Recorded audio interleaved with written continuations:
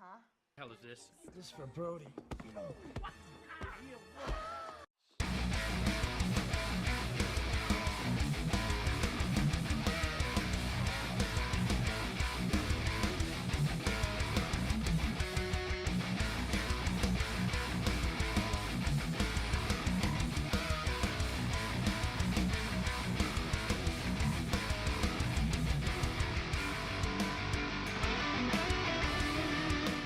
Well, hello, all you monster fiends, and thank everyone, and welcome to the Nerdy Up North podcast. It's a nerdy podcast and it's hosted by Northern Nerds. I am one of your hosts, Sam.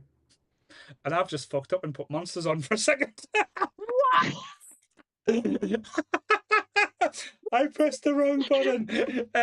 Yes, and I'm the host, Paul. So if anyone saw a lovely It's 'cause Danny, we're monsters. so if anyone saw a lovely, Is it Monday? yeah. So if everyone saw a lovely picture of the next episode of Monsters, it is the faculty. I love the faculty. It looks beautiful as well. The layout looks absolutely stunning. Did everyone hear the intro? Are we good? Yep. So yes, I am the other host, Paul, and yeah. So I've fucked up already. So that's what type of chaos and organization it is. I just noticed that I pressed the wrong thing. I was like, why is it blue? But anyway, tonight is a special night. We have our Stephen King mistresses with us. We've got the wonderful, the hilarious, the ever growing stand-up comedian that is our young horn, that is Kelly. Young Horn, all right. All right. And she is our the funny expert and the lover of a Nokia phone. That's so true. It's so true. Just laughing at Chris, just laughing us in the chat as well. And we are joined by the gaming mistress herself, the lovely lady of horror, the person that scares you on Twitch. We have Sonia, the purple-headed, I was going to say wombat for some reason. That just popped in my head. I'll take it. I'll take it. I had to take a wombat, like. I mean, he might have called you I called you the King correspondence. Yes. Oh, I love that. I love that. Yeah, you're our King correspondence. If we're going to do King, Yes. we're going to do it with you guys. Yes. Sorry, Phoebe's gotten all excited because I've been talking about Fanny. I was getting, don't. It's not a type of Fanny. Funny expert. Oh, you've made a friend now, Kelly. But yes. So we are joined tonight because we did set ourselves a little bit of a task. And let's be honest, there's only one of us that's completed that task. So well done, Kelly. Well done, Kelly. It was, yep. So Yep. we thought we'd read the monstrous book that was Stephen King's It. I'd probably give up first. I don't. Yeah. Well, no. I think. No, I think I did. Sonia just didn't even try to read. I know this shit. I'm not going to read it. I've read it before, and I was like, I could read it again, but I'm not going to. No. I'm good. Yeah. It destroyed me last time, so I'm good. But yes, and so I give up probably about 2-3 weeks ago. I give up around about the same. I think we kind of both went, yeah, this is not working for us, is it? It was hard, not because I wasn't enjoying it. Well, the first few chapters were difficult, but again, we'll get into that in a bit. It. So, Sammy, do you want to lay out the disclaimer? I most certainly will. Yes. Sure. Everything discussed in today's episode is our opinions and our opinions alone. If you'd like to discuss anything from today's episode, please come and join us on the Facebook page. You can join us in the Discord or the comment section where we can have an open discussion. But what we won't have is anyone coming for us and telling us our opinions are wrong, because we can all agree to disagree in fandom. So let's keep it fun, keep it kind, and keep the toxic behaviour out of nerdism. Very much so, yes. Thank you. Well said. Well said. Thank you. Yes. Thank you. I think it's quite apt for this type of subject as well, because there's a lot of different opinions, and I think with Stephen King being so big and looking online as well, the book and the movies and everything have quite a diverse reaction. People don't. It's not it's like a Marmite reaction as well. Not everyone. There's either people that really love it, then there's people that really hate it, and there's people that either love aspects but then hate other aspects to it. So it's quite a difficult one to kind of pin down at the same time as well. But yes, agreed. I have Now, I know that the idea of today's episode is to look at the book, is to look at the movies, is to look at the TV series. What I want to get out straight away is the taglines, just to kind of like set this Get them all up, out. set this Get 'em theme out. up. So for the mini series, Mm-hmm. your every fear, all in one deeply. Let's start that again, shall we? Your every fear, all in one deadly enemy. Oof. Oh, That kind of is in a world. From the King of Terror, a chilling and new yes. dimension in horror. Mm. I like that one. These are, honestly, Yeah. the miniseries ones are so good. Mm. They float, and when you're down here with me, you'll float too. Yeah. And the last one for the miniseries is the Master of Horror unleashes everything you were afraid of. Mhm. The movies, the movies should have really taken a cue from the miniseries because theirs Yeah. is you'll float Right. too. Yeah. No, okay.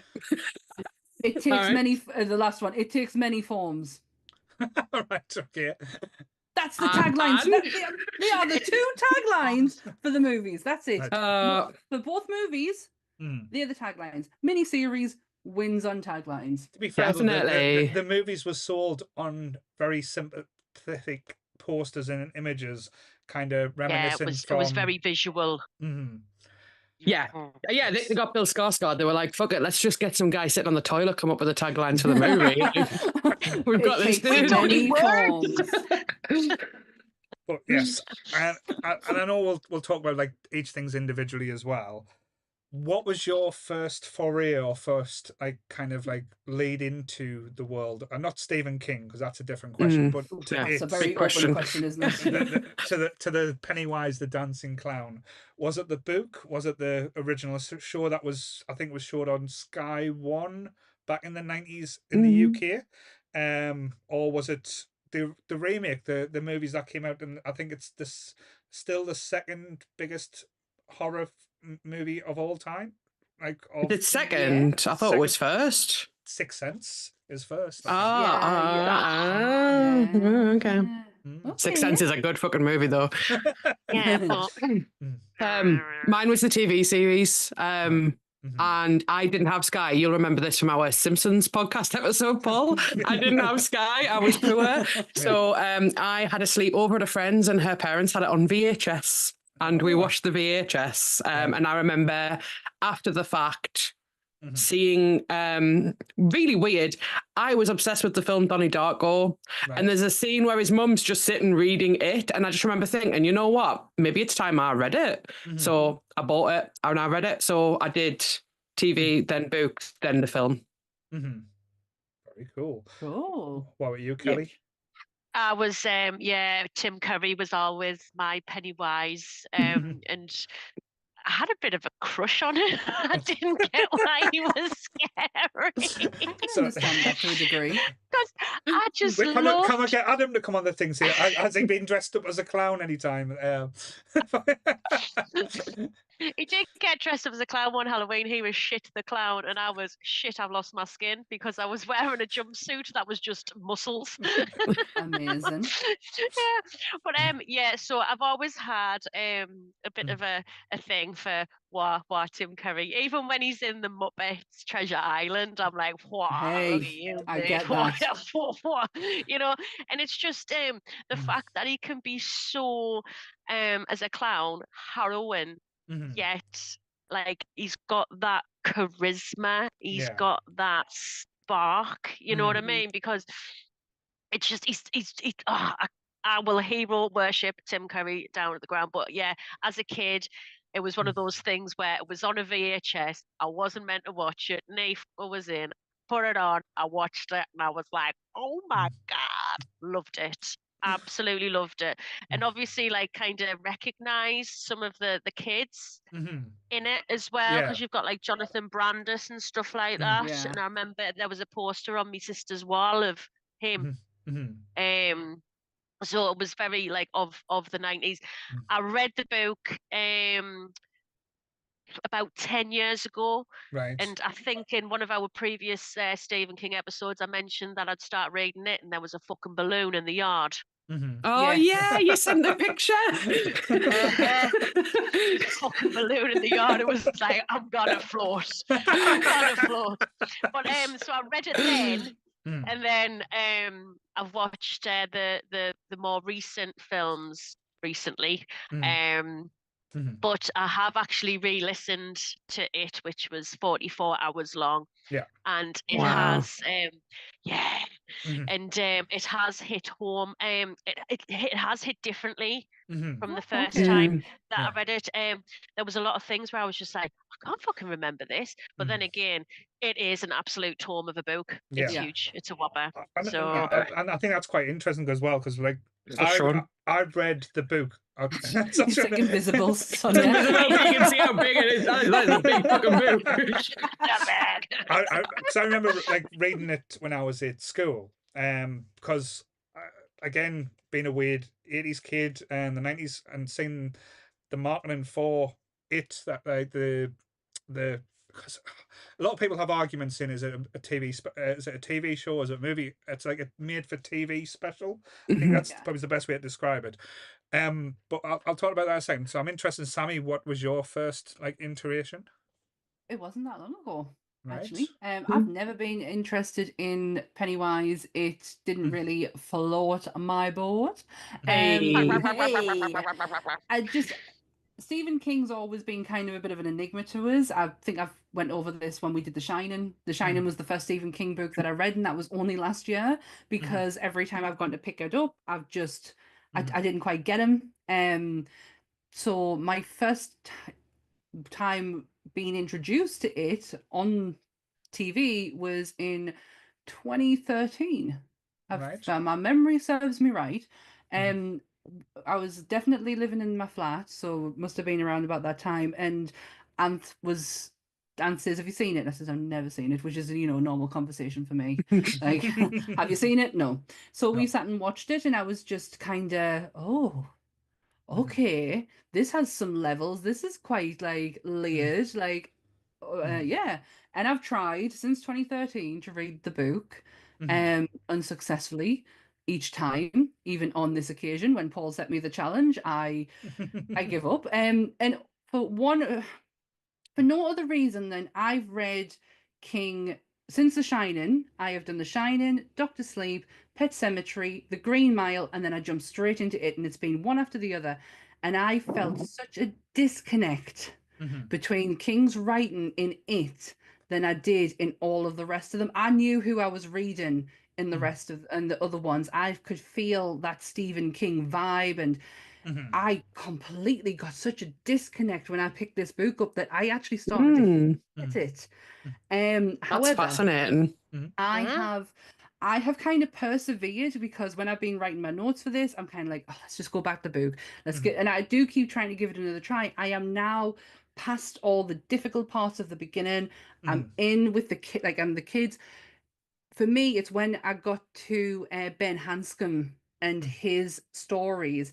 He writes Ben beautifully, and that's amazing. That writing style of Ben is so it transcends into the books that I've just read, of how like Pet Sematary, how I felt through Pet Sematary, because Pet Sematary by far is my favorite Stephen King book that I've read.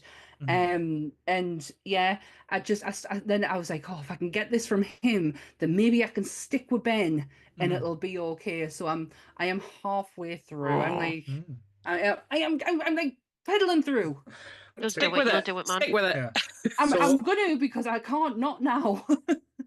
So for me, I think I've like alluded to where I kind of got obsessed, because similar to what Sonia mentioned, because again, a little flashback to the Simpsons episode.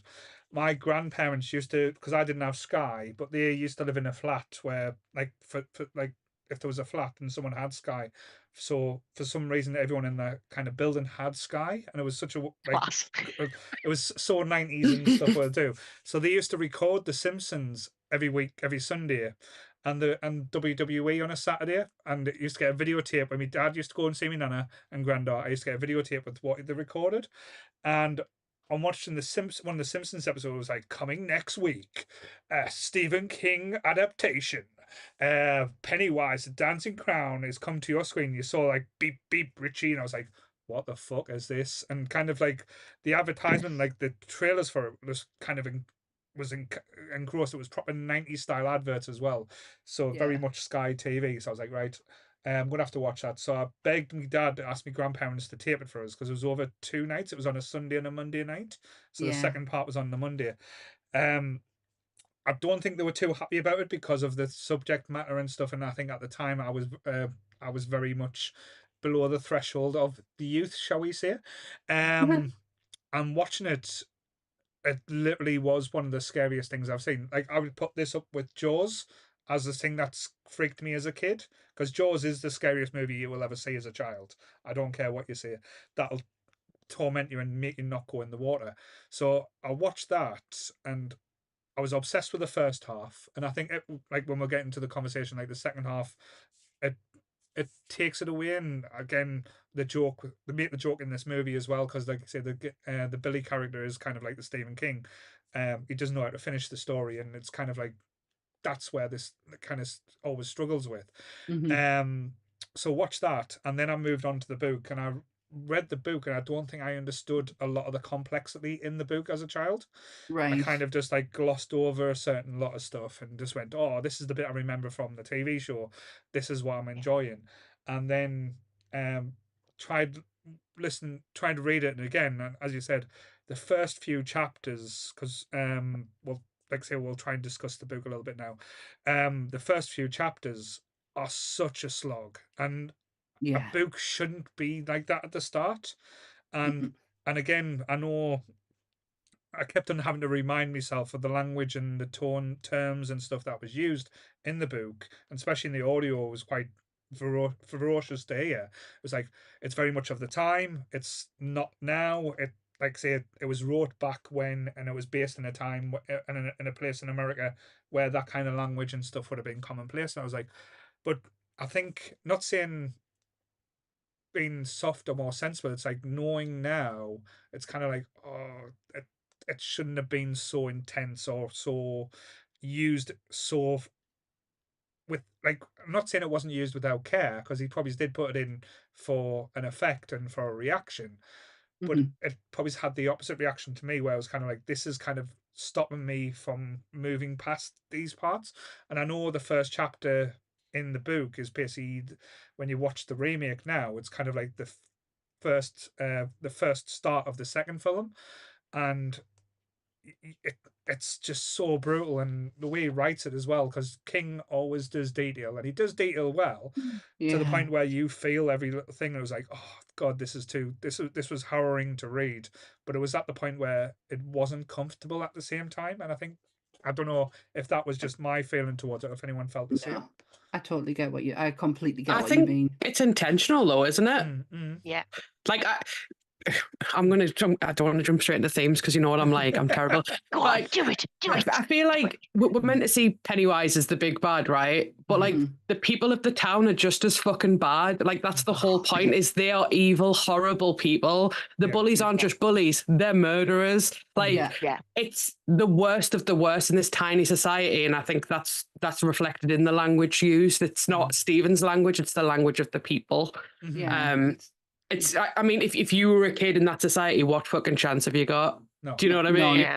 Absolutely not. Against, and that's why the genius of when they leave Derry behind completely. Their mind is able to completely block it out. And I know you could correct us if I'm wrong on this one, but even when they're adults, after they've done the defeat, at the end of the book, they even leave and they start to lose their memory again of each other, of the events, of everything that's happened. So Derry has that kind of effect on them. But I totally get what Paul's saying. I felt there was detail for detail's sake, upon detail, upon more detail, and it just was. That's not what I've just read. He's very good at describing things, but this is This is so much detail, and don't get us wrong, the Adrian Mellon stuff. Oh, that was a, and I knew what you're expecting away because of the second movie, and I'm glad that they showed that side of Derry, because obviously that's plays a factor into the story in the book. It's just it's hard. It's probably harder to read it than it was to watch it. Yeah. The reading of it is just fucking. The most common word in my notes is harrowing. That is what this is. This is the Stephen King book you put in the freezer. Yeah. Except, you know what I mean? Just to give you literally. Yeah. If you can have a breather from it, because there were times where I was like, I cannot fucking listen to any more here.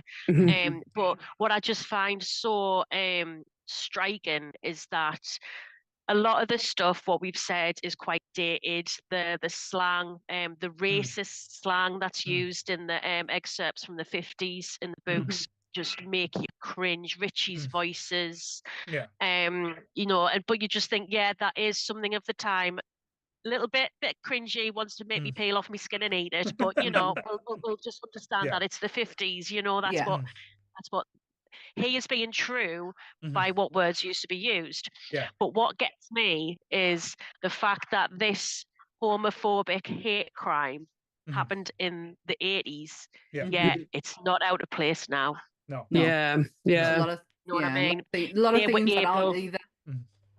They were able to like superimpose it in their modern day, and it really felt legit. You know what I think mean? that's probably why it felt a bit harder as well. It's like, God, this was wrote back when we're supposed to be moved past this now, and it feels like we haven't really gone past like that far or far enough where, like, say, now it seems to be going backwards if we're going to go talk about current climates, which is scary enough. But I think that's probably where I struggled. But then when you're reading the book, when it gets into like the individual characters, and this is where I kind of become alive again in the stories, because we know these characters, and I if I've watched a movie or seen this, like something where before I've read the book, you can then picture and imagine what the characters look like, what they kind of sound like, and it kind of gives you that kind of voice. And seeing them having a bit more depth, like I love the depth they give Stanley. And even though that story was hard, but they're like Stanley and his wife, that kind of going into it a bit more felt a bit more special. It felt a bit more personal, because Stanley's kind of like the forgotten character in the movie and the TV show. He's kind of just there. And it's so fleeting as well. Like you don't realize how much of a character he is, and you read the book, and like as an adult, he's a fully fledged character. But in the show, it's just like he's gone. But this is why in the movie, and it's something I don't quite agree with, because it doesn't make any sense if you've read the book, watched the miniseries, even watched him do it at the beginning of the film.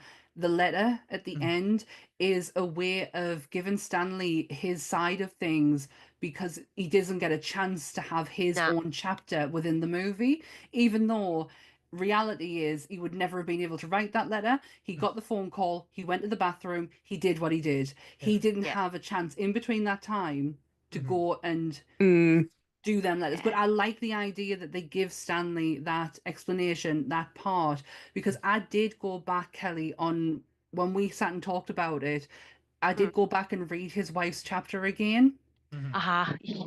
And it after speaking to you, it kind of like I paid more attention to it, because I am literally at this point just trying to get through these phone calls, and like why should I be interested in what Stanley's not even in this.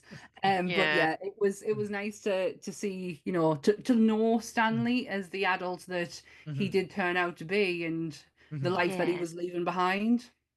Oh God, because that really hits that particular chapter I find really difficult to read, but it's one of my favorites because it is so drawn out. It is so like focused in on his wife's perspective, and that idea that, you know, you don't know what you kind of know you're going to see something you don't want to see, but you don't know what you're going to see, and that just that ache, you know, of curiosity, it just comes through in the page. And what gets is when I read it, I see Stan in the 1990s version. I see his wife, you know, grow up. Yeah, you know what I mean? And I just think I love how they had that in, because it paid a little bit of, when I look at these three things, I see that each one pays homage to each one in different ways. Yes, you're right. And that's good. Like it kind of one makes up for the downsides of another sort of thing.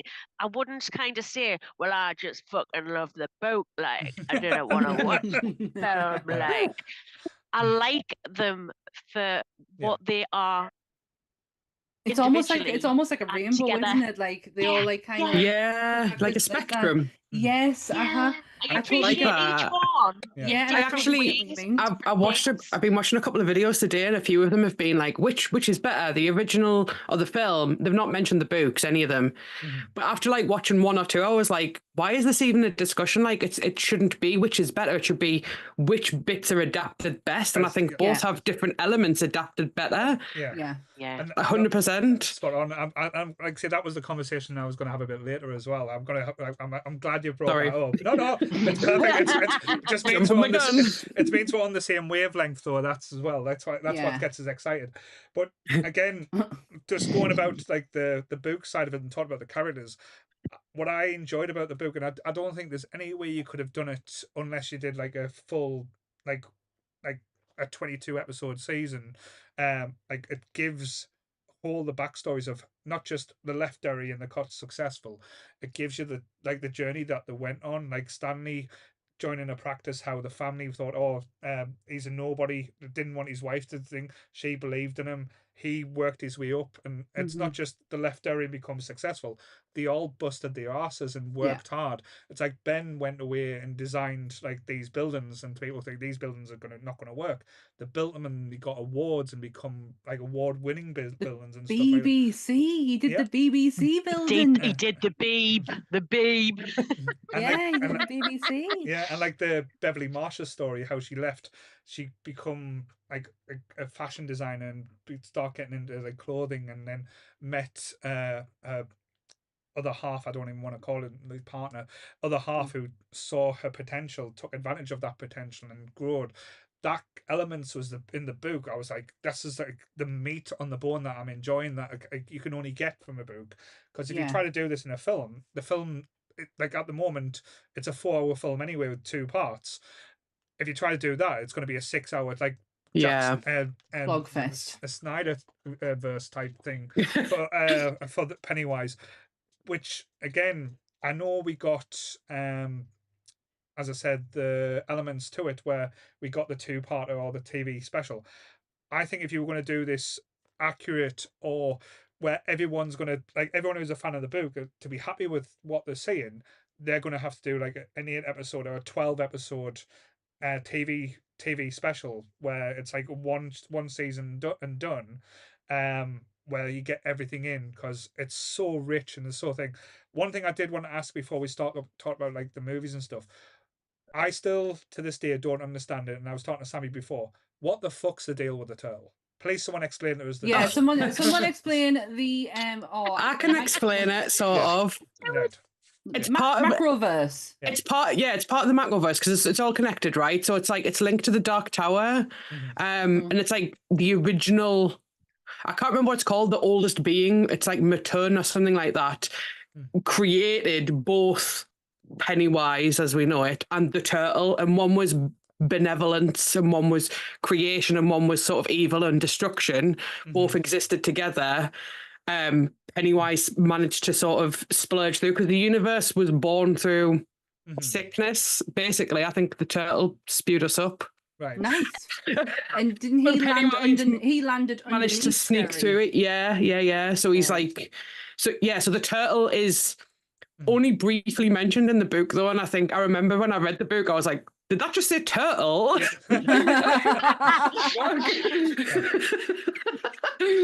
like comes down, and I was like expecting this big catapult scene with the spider, and then it's like turtle. What the fuck's a turtle got to do with it? It's good. Michelangelo starting to throw a pizza about and stuff like that.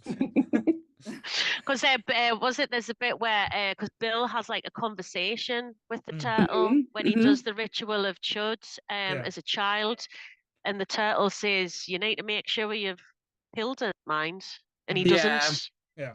And it's just like, oh, that turtle's gotta be so that turtle.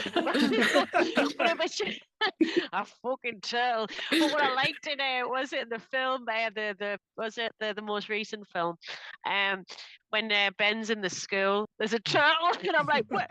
Hey, Bill They picks put turtles one up. everywhere. Yeah. There's like Yeah, there's a there's like- statue in the garden as well. Yeah, Bill Yes, picks it's one just up like, in there's Georgie's the room. Yeah, turtle. and I was just like, spot the turtle. But I kind of, you can tell Stephen King was on a shitload of cococaine, right? Right. I Oh, swear What in to his God. 30s, didn't he? Yeah. Like it was when So- he's in his 30s. This was his 22nd book Yeah, and the 17th book that he did under his own name. Right. yeah, he was a So, busy lad. He had a He lot of probably time. was in the throes of his coke days at this point. And to be honest, I mean, yeah, you can totally like see that, with the stuff that bloody hell you'd have to be on something to, kind of emotionally cope with that. Yeah. But yeah, the Mhm. turtle was a bit random in this ritual of chud where it involved the biting of tongues, Right. which is not really looked at in any of the films. They've mentioned the ritual of chud, but they don't really like go into much detail about it, except the latter, like the most recent film actually does, but like twists it a little bit. Yeah. Adds an Indian it burial gives ground it and a- shit. gives it but isn't that how when Pennywise started to come up is when humans started to become, and he did kind of like go The across the settlers and native stuff. lands and start. So yeah, Fucked you up. I really did appreciate when they brought the church thing into the movie and give it to Mike. Yes. It made so much sense because Mike stayed in Derry and Mike was Yeah. kind of like your little Remembered. historian. So it Mhm. made sense for him to have it like can't just be the fucking Bill Denaro show like all the No. time. Oh God, I No. fucking know. Bill, stuttering Bill, shut your shit. I God. loved it. But- I loved but- it when Eddie was like, "You need to stop saying my name because I don't like it when you stutter it." And he just goes, But I think that's where the book does well, because it doesn't just focus on one of the, like, as Bill as much as the others. Like it does give him No. his like due, gives him elements, but it always like say kind of gives the others kind of a lot A more. voice. It's more Yeah, basically yeah. it's more about the seven, and It's like, about them all as a collective rather than there being a main Yes. character, which Yeah. I love. I think one of the things I really love about the book and hadn't realised until I watched the movie and the show, and then sort of I've reread bits from the book, I just haven't read the book, is how little Pennywise is in it. yeah. Yeah. No. As, like the clown, clown. Pennywise, like he in the book, he's like he appears as so many other things. "Yeah, But in the film especially, it really markets it like the clown is the bad guy. Yeah. Like actually, no, that's just one of many That's- faces that yeah.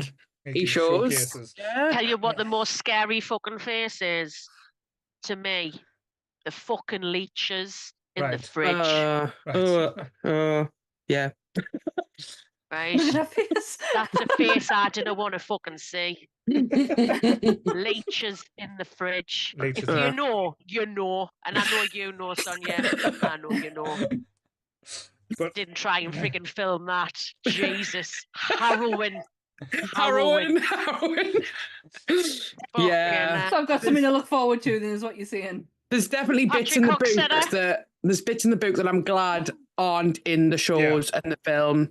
Like the dog when he kills the fucking dog. The dog is the main. For me, that was the bit where I had to put the book down. I've freezer. never been so physically hurt by something I've read, but it wasn't even real life. It wasn't even real. I had the flu. I was in the bath, and I remember I was in the bath for so long. I was everyone's picturing Sonia sniffling in the bath. I was literally just like, I was like shaking, and then I remember being like, I need to get out of the bath because it's freezing cold at this point. Right. And I was like, and what the fuck have I just read? Like, it was so. I've never read, to this day, I've still never read something so upsetting. The way that he wrote. It's worse than Marley and Me. Literally. Worse than that dog one.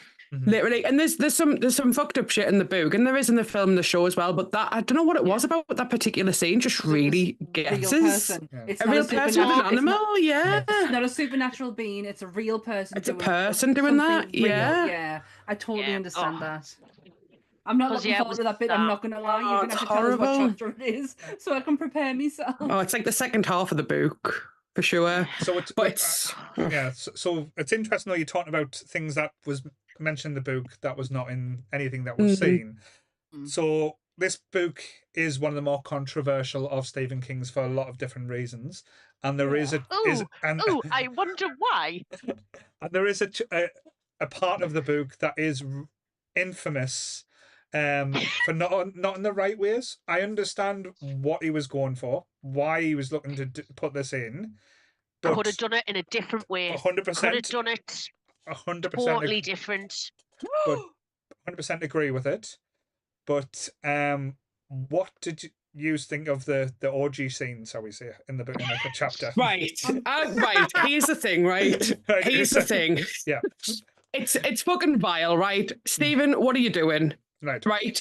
But it makes sense in the context of the book. And I never thought I would say this, but it just does. It just does. It makes sense. Like, I remember, again, putting the book down and being like, what the actual fuck? And I can understand why adults, particularly adults elsewhere in the world, I don't want to be specific, but I can imagine why they would be like, no, ban this book, let's burn it, all of that shit. But in the context of the book, each kid serves a purpose, and I'm jumping way ahead here, but I genuinely feel all of these children have the shine, right? I think they all have elements of the shine. So how they're drawn in. Yeah, each one of them has a power, each one of them has a purpose, and that's what enables them. So Eddie's power is navigation. Yeah. He's able to navigate through the sewers, and they're stuck, they're lost after they've had the fight, they're not going to be able to get out, and Beverly realizes, as horrible as it is, that the only way she's going to empower them and keep them together is to create this bond, and it's consensual. It's her choice, and I don't think it's any worse than the scene where her dad tries to rape her. Like, I don't know why consensual sex between children, I don't know why that's viewed worse than an adult male caregiver trying to have sex with his daughter. Like, one of those things is a lot worse than the other. That's my take. That's my take. That was almost like a Sesame Street. One of these things is not like the other. One of these things is not quite the same. I'm just really glad that we had this conversation now, because I've just seen the fucking comment that Sonia's just put in the chat. Yeah. And I need to be distracted by it. So thank you. Yeah, sorry. No, somebody asked. I get it. I'm kind of glad I know. So I'm like, I can have these feelings now and not later. So. Okay. I think the term child orgy needs to be rethought, because it's not like it's not like how 50 Shades of Grey, with the. I think. Yeah. I think the way the thing it was is they no longer wanted to be children. They wanted to be lose. They needed to be adults. Yeah. They need to lose the innocence in order to prevail further in what they were doing, because essentially they are going to end something's life, regardless if it's human or not. They need to get rid of that innocent side of them in order to do that. And who's in their eyes, who are not the innocent ones? It's the fucking adults around them. So I totally understand it, and I can understand the controversial side of it too. Like, I'm not me too. Me too. I can see where he was coming from. Yeah, it is messed up, but it's not necessarily necessary to the plot, but it makes sense in context of the plot. Right. It's one of those things where if they left that out, it wouldn't be missed. You left it in, it's a talking point, which again... True, and he was off his face, so... Yeah. But was he publisher, that's the thing. He's publisher, that's saying, this chapter here where the Beverly's having a bit of a time of things. You don't want to do that. Multiple times. Not just one, not just two. But in the book, you can obviously correct me if I'm wrong. Mike isn't part of the final battle, is he? Like in the TV show, but in the movie he is. Am I right in that? He's incapacitated in the book. He's in hospital, but he he possesses a nurse at the hospital that he's at and tries to kill Mike, because it is this idea that even though they're not united, because he's still there, the power. It's part of his fight. It's in Right. Derry type things. Okay. So they send power to him from the sewers to kill this. Stop this nurse from offering him life. I think the thing is, like, once they've defeated him as children, like, their bond is severed, like, their purpose is served, so they're no longer connected. So the scene itself serves as a basis to reconnect them. And I think that's part of the reason why Stanley ends his life, because he knows he's important, he knows he has to be part of it, but refuses to be.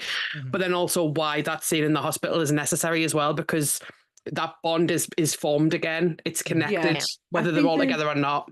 I think the TV show showed Stanley more as the afraid side and why he wouldn't want to be there. I don't think the movie kind of made him as scared, because there was a moment where he kind of like, he stands up to his dad when he's having his bar mitzvah and stuff. So he does have some kind of empowerment in him. But in the TV show, Stanley is very the fear is there. And you can get why Stanley did what he did. I'm gutted though, because he saw the deadlights. He's the only one beside Bill's wife who saw the deadlights, isn't he? Yeah. So he actually saw. Yeah. And in the film, when like the woman with the I'm out of a picture like bites his face, so he literally actually has this like mouth with the deadlights in his proper grill. You know what I mean? How fucking harrowing is that? So scary. I feel like someone should edit this after today and just put like a heroin counter in the bottom corner and just dig it every tonight. The word of tonight, harrowing. See, it's an episode of Sesame Street. It is not the word harrowing. Fucking Big Bird comes along. Wasn't that harrowing? Oh my god! I'll be Mr. Snuffleupagus. I love that. But yeah, but talking about like say going to the TV show, and I think I feel cheapened by calling it a TV show, because it's not. It's the TV special. I think it's easier to differentiate. Yeah, but what I love about it as well is I think it gets the friendship side right in the show, and it cements it more. And the timing is done better, because it doesn't jump in with the Georgie scene from the start. Like, you get the little hide and seek with Pennywise where the girl lands on a little trike, and that's kind of like, I think it stays true to the book in a way where it goes back to the phone call and goes Mike, and it's kind of leading all the characters, and you're getting to know the characters and feel the characters and build that friendship with them. And it kind of flows nicely to the story when they're going down in the sewers and you're realizing why they're going down. And the set pieces, and again, we'll talk about the effects and stuff like that. The practical effects are so well done. There's only one iffy scene in the movie, I would say, is the shower scene. Which comes out the floor. Yeah. I like that. I like that. Yeah, I think so. Yeah, it looks like it. Yeah, I don't mind it. It's just like it's not when he opens up, it's kind of like the little doll Pennywise that pops out, then it's like full size. It's kind of like that could have it could have been a lot more fun. But Tim Curry, like, there's a few performances, like, because I know he was very, like, when you watch when I talked about this before many moons ago on a Monsters episode where we talked about Pennywise the Clown, there's a documentary and it showed you he was very hesitant about taking this role because he'd just done Legend, I believe, and he'd spent the time in prosthetics, and he hates prosthetics. So the original face for Pennywise was a lot different, and he, when he was in the chair, he was like, "Take that off, take this away." He's like, and he actually went to the director and stuff and went, "Look, I'm a classically trained actor that you want to see me emote. You want to see me react. You want his mouth. You want his mouth more than anything, don't you? But this is what people were saying. You do. But this is what people were saying about him, is that you can't hide Tim Curry under prosthetics. It's not going to work. So I believe honestly, I tried to look for my notes because we did Pennywise. can't remember now. It was a few years ago. 2 years ago, I think. Yeah. And I can't remember the episode at all. I'm really sorry. My memory's so bad. So I tried to look at my notes. But if I remember rightly, the only makeup that prosthetics he has is from the it was the forehead and the nose, really. That's it. That nose really freaks me out. You've used one on one of the posters, with the little bobble. No. Do you just want to poke and go, hello there, Who don't want to do anything with it? Didn't like it, nose like. Little boop. Like me nose. Didn't like me nose like. Yeah, I love the makeup on this Penny. Don't get us wrong. I'm probably going to say exactly the same with Bill Skarsgård. I believe it's good, if not as good, but there's just something so special about this one because it is trying to give you that innocent look. That's the thing. It's not trying to make it look evil. Yeah, I think that's where this Pennywise, and again, it's a totally different concept and different take on the Pennywise from the old to the remake. But this one, he has, as Sonia said, not Sonia, Kelly said, the charisma of Tim Curry. So you would be drawn to that clown. You would be like, I want to go and see what this clown has got to say. And as soon as you get too close, the teeth comes out. Then and it changes, and it doesn't show you too much. And I know I've harped on about it so many times about movies. It's what you don't see can sometimes be scarier than what you see. You're right, 100%. And it works in this one. It's so good, especially the Georgie scene, because the Georgie scene in this movie and the remake, it's very similar. There's very different things. But I think the original has the more fear because it shows you less and you get, hi, Georgie, it's Pennywise, the dancing clown. I'm your friend. Georgie. I'm trying to do it. There's a part of you that thinks that, he's just got a gun down there and there's a fucking circus. He's got candy floss. And you believe him. You believe him, That's the whole point. Like, as children, you should be like drawn into him, and I feel like if someone like Bill Skarsgård appeared in a drain, you'd be like, "Fuck that guy!" He's terrifying. Even when he is putting on like a friendlier voice to begin with that gets nastier, but there's nothing genuine about the friendliness. Whereas with Tim Curry, if you know nothing about that movie and you start watching it, you're like, "What a wacky cool guy!" It's a very wise Georgie, very wise. Yeah, like he's so endearing, and then you're like, "Oh fuck, no, he's horrible," but like. It works. I do love how they did it differently in each one in respect to Georgie's fate.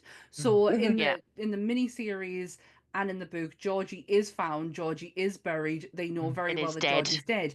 In the movie, it's kind of different. Alive, it's awful. It's an easier way for them and the viewers to understand the weight of, and this is a lot of things that plays in the changes from TV series to movie. It's the weight of things and how to explain them. So to have Georgie not there, it's like you can't. Limbo, they're in limbo. Well, then you need to get to the Barrens, but you need to get to the Barrens. How do you get to the Barrens?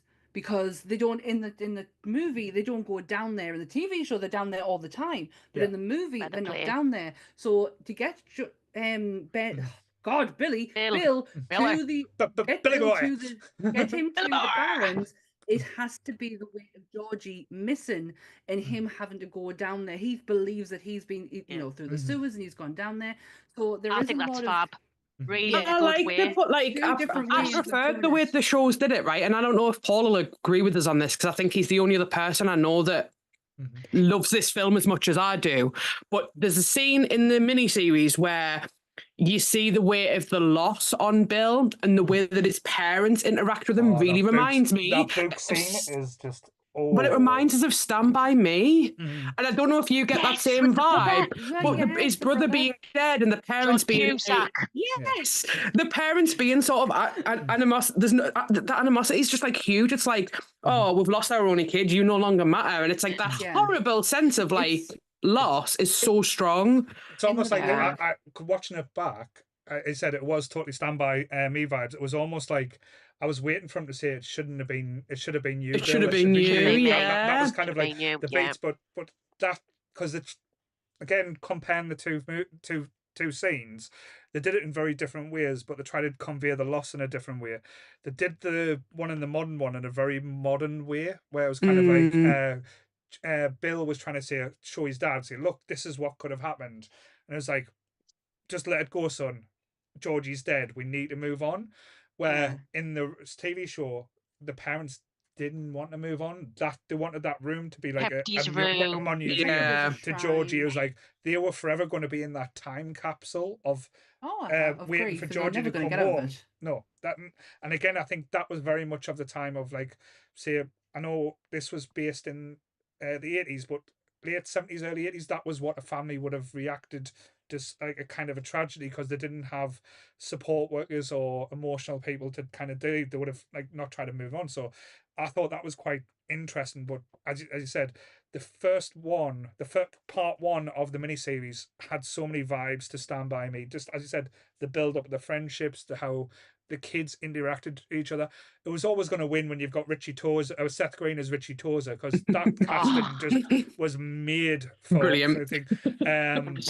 Yeah, there was a part in the book between the parents that really got me, and I felt cold. I felt so cold, and it's when he's describing movie night and how his parents were like two bookends at the end of sitting at the other end of the couch to each other, and in the middle of them were the books was Georgie and Bill, and now there's just complete and utter coldness in between that bookshelf, and it's just that whole. I think it was like 2 pages long of him explaining how his parents have completely shifted. It was harrowing. I'm going to use the word. It really harrowing. But one thing we haven't discussed as well, and that's the first time we've mentioned the cast, that like we mentioned Tim Curry, Seth Green. Even the TV show and the newer movies, the fucking cast. Unreal. Like, fuck me. The kids in the fucking remake, the fucking modern one, fuck me. I felt like I was watching actual friends, actual there was bonds. There was the chemistry. I swear the acting was amazing. Fucking Eddie Kasprag, the kid, he is fucking Jack Dylan Grazer. He made me fall in love with the character Eddie. Like, he really makes me fall for Eddie so badly. But the one Adam Fraziel, I can't say his name, who plays him in the original, he's just so sweet and he's so endearing. But then you've got this other Eddie, and then you've got this other Eddie who's like just fuck you, I just love it. But then I also love the upside, the adult side with James Ranscombe. Oh my god, I absolutely love him as Eddie. I think I got, when they were announcing the adult cast for part 2, I'm sure the only 2 people I got right was Bill Hader, because that's Richie Tozer. It's Richie Tozer, and Jessica Chastain, because the look of Sophia Lillis to her is just, it's so uncanny, and I was like, definitely Jessica Chastain. And they've totally just got a DeLorean and just went from fucking. That's what I was going to say. The films, like, for me, that I love the actor, and I love John Ritter. Like, I fucking love John Ritter, right? John Ritter. I know, right? But the film did something phenomenal that the show could never do, which is have the children genuinely look like they've grown up and be cast as themselves as adults. Like, the casting was perfect. Having Seth Green young and then having him be played by somebody who is neither ginger nor wearing glasses makes no sense. Like, they changed the character so much that you're like, I don't know who these people are. Bill looks nothing like Bill. Like, but then to be fair, they needed Harry Anderson, John Boy out the Waltons in there somehow. So but like Harry Anderson, who plays Richie Tozer in the TV series, he is brilliant as attitude-wise of Tozer. Like, he really does get it. There's a lot of similarities between Hader's performance and his in how they act and interact. But you are absolutely right. The look is just not there. As in with Finn Wolfhard and Bill Hader, you literally could stand them two next to each other. Spot on. The one that gets me, will always get me, is Ben Hanscom. I know the great. Did I say Ben Hanscom? I did say his name right. Ben Thank God for that. Ben Hanscom. I love the guy who goes on to play his older part, and I've lost his name Yes. completely. He's lovely. He's so from New But that's Zealand. but I love the fact Who that who Like, I know plays where him in he's the from. who plays him in the movie? I can't remember. I have mixed up my characters. I think it's Jeremy Ray Taylor is the younger one, and it's I don't know. I don't know. Give me a minute. I've fucked up my characters. Let me go on Google. I've got a laptop right here. Yeah. All But my search history today is it. Yeah. But that's what, because I made the mistake earlier, and I think Sonia nailed it. Like I can't say it any better than what she put earlier. It was like, say, people were trying to say which one was better. It's not a better version. It's just different comparison, a different different interpretation. Mhm. I was trying to think, oh, was this person better as Billy? Was this person better as Beverly? I was like, no, it's just different takes and different times and stuff. Because Yeah. like even like the new one was set in a different time scale to what the older one does. So the kind of characters were very fitting at the time. Like the Eddie of the time was what a nerd would have been in the late 70s, early 80s then. And Eddie from we had in the remake was what a nerdy Eddie would be like in the 90s, like going into the 2000s. These are the type of people like Finn Wolfhausen. I was like, oh, he's not likable, but he wouldn't be, because Seth Green is very likable as Richie Tozer. Like, he's one of those people that jokes around. You kind of like, oh, I want to be his mate because he's funny. Finn Wolfhausen as Richie Tozer is an arsehole. You would want you would want to be Bill and punch him in his face, but that's what people were like that in the 90s. I was probably like that in the 90s. I've got the name now. So it is Jay Ryan who plays the older one. It is Jeremy Ray Taylor who plays the younger one. And the original young Ben from the TV series is in the TV movie. In the movie. Yeah. He is in the conference room with them. Oh, when they're doing little Ben. Yeah, Little Ben. Ben's my favourite. He's my favourite character. I always would say before this, Eddie, and I think I did on the Pennywise episode we did for Monsters, Eddie, and I still hold that special place for Eddie in my heart, because I feel like he's just got such a bum deal with his mom and everything, and then obviously he goes on to marry the woman who's exactly like his mom. In the movie, it's actually the person who plays his mom is actually and I thought that was fucking midlife. The one character, the one character who I would love the book to be able to change my opinion on is Mike. I'm not. Right. I love Mike in the book. Well, this is what I'm hoping is going to happen. Mike. Well, this is what I'm hoping is going to happen, because I kind of got a little annoyed, even with the great Tim Reid playing him in the TV series, you know, sister. Yeah. And I see a Mustafa playing him in the older one. I'll just call him the Old Spice guy. The Old Spice guy, that's him. I just wanted him to come on a horse and be like, I'm on a horse. Do you want some water? Yeah, I want Mike. I'm hoping Book Mike's going to be able to change my opinion, because I don't want to not like him. I just don't. I don't gravitate towards him as much as I would do your Eddies and your, you know, even Bill doesn't kind of get us either. Yeah, my only complaint, again, this is not me slagging off in any way, about the casting for the Mike in the new one and the older Mike. He needed to be more downtrodden. He needed to be like beaten up by the world, and he was too handsome. He was too. Who, McAvoy? No, Bill, like McAvoy was a mistake, Mike. I thought. Mike, the guy who plays Mike. the Old Spice guy. Got you. Yeah, because the character, when you see him, I love McAvoy. I fucking love McAvoy. not in this. I didn't. That's like, say, I loved him. Like, I love him. In the new one, that was actually quite scary. The film when he, I forgot what it's called. Oh, where he's he's down Norfolk. Yeah. I know what you're saying about Mike though, but at the same time, right? I feel like even in the book, and I'm going back, Kelly will be more up to date on this than me, but even in the book, I feel that Mike in modern day was still very upbeat, positive, lovely. He's just the loveliest human being. So like, I get what you're saying about being downtrodden, but he never came across that way. He always came across as someone who, like, in the face of horrible adversity, because bear in mind, he had the entire town against him as well. Like that dog scene that we were talking about, it's his dog. Like he goes through some fucking horrid shit and he still puts a smile on his face. He still is there. No, I didn't mean his attitude. I meant his general look. He looked like, if you look at the original TV show, Do you think he's gonna have like bags under his eyes or something? I think he needs to look like he's had a hard time, like he's had a rough paper round. He looked too clean cut. He's like he looked like he had his shit together.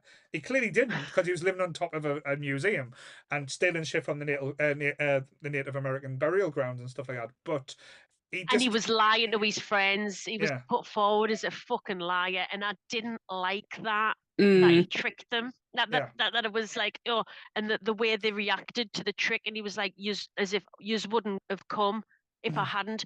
They would have. They made an oath. They would have done it. Like, he didn't need to lie. Beverly left an incredibly he saved her. Dangerous. Oh, he did. Absolutely, 100%. If that phone call needed to happen, and it happened at the right time, because Beverly, that's the brave Beverly. She needed to come out. That is not a nice scene. No. That is not a nice. No. Did not like. Not that. In the book. Not in all three. All three. It's bad. I feel like it's depicted better in the TV show than it is in the movie. In fact, Beverly as a character is depicted better in the TV. As much as she's ditzy and whatnot. She's too. The problem I've got is Jessica Chastain is too strong, independent. I don't give a fuck, and I feel like that doesn't tie in with the Beverly that we know from the book and the show. Like she's tentative. Well, there's a reason Beverly picked her partner the same as her father, because she's trauma bonded. She's trauma bonded. Absolutely. I love Annette O'Toole as she's absolutely fucking striking in the miniseries. Absolutely beautiful, and she gives me a better portrayal, and I love when she looks into his eyes and says, if you touch me again, I will kill you. You believed her? I believed her. I was like, Jesus, wet lady. Where's that girl been? But that's it. It's kind of like I don't know if I'm mixing up this with the movie now, because they have that moment as well where she attacks her father. Am I mixing that up? The father fight scene where she's brazen with the that's the thing. Movie, isn't it? Yeah, that's the movie. Yeah. I knew at some point it was all going to blend into one. Can we talk about for a second? Just moving away from the Losers Club and going into the Bullies. Henry Bowers to start with. I hated the new one. I'm sorry. This is. I'm going to come out. I'm going to come out with like a hot thought. Right, you can disagree with us if you want. Right. I don't blame Henry, right? He is a victim of his societal situation, and there is literally no way he was ever going to get out of that in any other way. Pennywise was able to prey on somebody, and the same way that society preys on people in his position. He had an abusive household. He was fucked from the start, just in a very different way to the Losers, because he didn't have people around him who loved him and were as devoted to him the same way the Losers Club did. He could have very much been one of them if he'd formed a bond in a different way. But so as much as we can go off in different directions, my viewpoint of him is always like, oh, you idiot, rather than like, I hate you. Oh no, I didn't hear it like that. Like, I didn't think you didn't like the character casting. I thought, because I thought the original. You're like, no. I thought it was it was very well done. I thought the Henry Bowers in the TV show was a lot more scarier and a lot more menacing. I thought the Henry Bowers in the movie, I would have brayed the fuck out of him. Like literally, I'm sorry. I'd have floored him. I didn't find him menacing. Like, fair enough, he had a knife. That would have been scared. But they've always got a knife, haven't the Stephen King's bullies? Yeah, it's never just like, give us your lunch money. It's always like, I'm going to fucking murder you. Like, I'm going to stab you. Because I think the Henry Bowers from the TV special, there was a coldness. There was a thing. He was like, it was the hair gel. The hair gel. It was shiny. What I wish they did though for the miniseries, because he couldn't pull this off in the most recent one, is the pink leather jacket. I wish they did the pink leather jacket, because that's such a statement from Henry. Like, I'm that fucking hard. I'm going to get away with wearing this pink leather jacket. The young kid who played him, and I'm really searching to find his name, and I cannot. He is such a sweetheart. Every time he had to say the N-word, he had, after the filming was finished, he had to run over to the guy who played Mike and just apologize. He apologized several times. He hated it. He absolutely hated the language that he had to use and constantly had to apologize for it. He's such a sweetheart, and I hate that I know that about him, because like he did his job so well as Henry, and being that little dickhead who you just wanted to fucking slap. I didn't get the same feeling from the most recent one. I just thought, you little turd, I would fucking stand on you. Like, no. Yeah. He was more creepy. Like, the Henry Bowers of the TV series, absolutely shitifying. He's that coldness, exactly what you were saying there. But I don't know, with the one in the movie, like, he was a little bit more, like, I don't know, he was worrying. Yeah. Like, he worried me. He was a worrying individual, the way he went on and the way he acted. You know, it wasn't like, it was like, oh, there's something up here. And the thing is, the way the backstory of the Henry Powers, his dad's a police officer. And I just didn't, if his dad was that kind of like low life, hating everyone, blah, blah, blah, blah, I can see, like, but I just didn't get this whole kind of like his dad police officer and him, you know, like that sort of dynamic didn't really like land with me. I can see what the intention was, but I just thought it was a load of shit. But I did prefer the actual, like, in the book, where his dad's just a fucking crazy arsehole, and his son is a fucking crazy arsehole. That idea of, you know, like, bloodlines of, like, kind of, they were just off it. Do you know what I mean? The kid didn't have a fucking chance. No, he was a product of his environment, and and also an environment that the whole town is kind of adapted as well. That he can't just, it's not just in his house, it's on his doorstep, it's in his school, it's everywhere he goes. So yeah, you're absolutely right, Sonia. He did not stand a chance. He was going to always have, you know, or always be that person. He couldn't do, he didn't have, he associated himself with other people like him. Isn't Patrick Hofstadter, like, is it Hofstadter? Am I saying that right? Hochstetter is a child murderer. He killed his little brother. That's right. He was, but awful. Which is why I think a lot of people were a bit disappointed that he was in the movie, but he wasn't portrayed like he was in the book, and they were expecting a little bit more from him. I remember people talking about that when he first came out, and then when I found out that he was a bit of a dick, I was like, oh, I'm glad. I'm kind of glad. Not lost. Yeah, kind of glad. But I did like the kid who played him, though. I thought the look was so, it was so on point, wasn't it? I remember an interview because when it came the first it came out, it blew up. It was successful. It was like chapter 1, sorry. I know originally they had Will Porter cast as Will Porter was Pennywise, but that fell through, and they got Bill Skarsgård, and we got the new and a different take on Pennywise, which again is horrific and horrifying in so many different ways, and harrowing, that eyeball trick that they didn't even know he could do, and he just started doing it on set. Is just so off-putting and makes you feel queasy.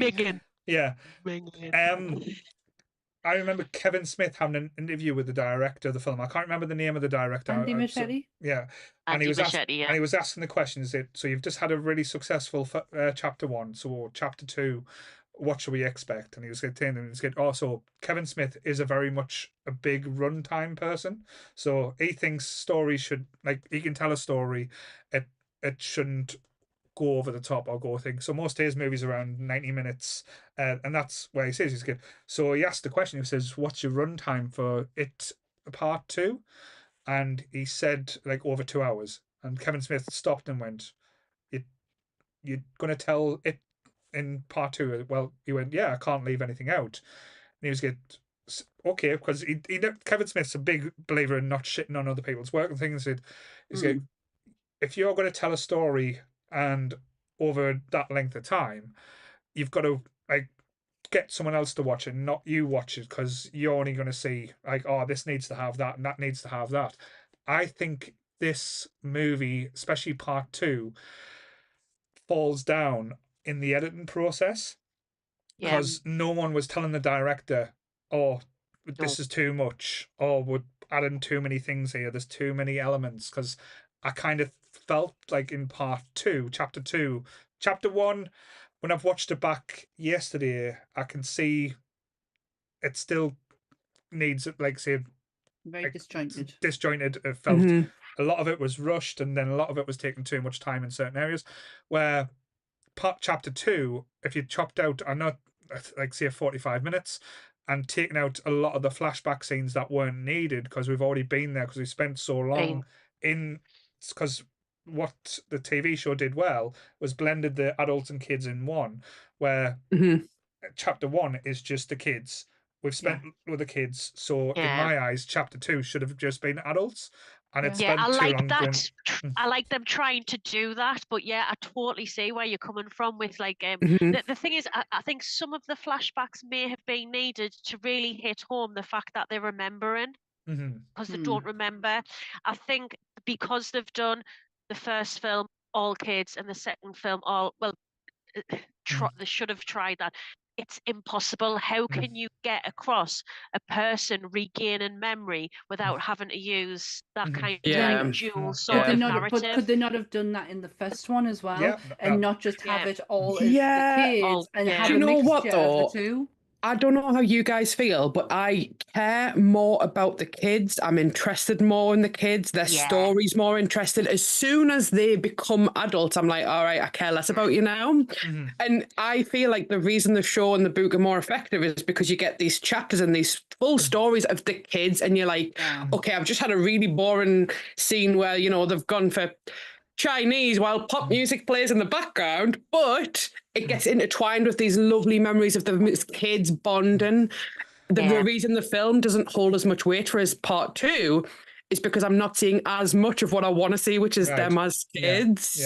That's why part one did so well, I think, because there's just more of them as kids. No, you're probably right, but it felt very unbalanced, and and this is where I think the use of practical use of special effects, and especially in horror movies, less is more, because they were doing certain things that in these movies that didn't need to be done, like that Chinese scene in the TV special. It's very hokey and very thing. But it's so cheesy. But it's so camp, isn't it? I love it. Cookies.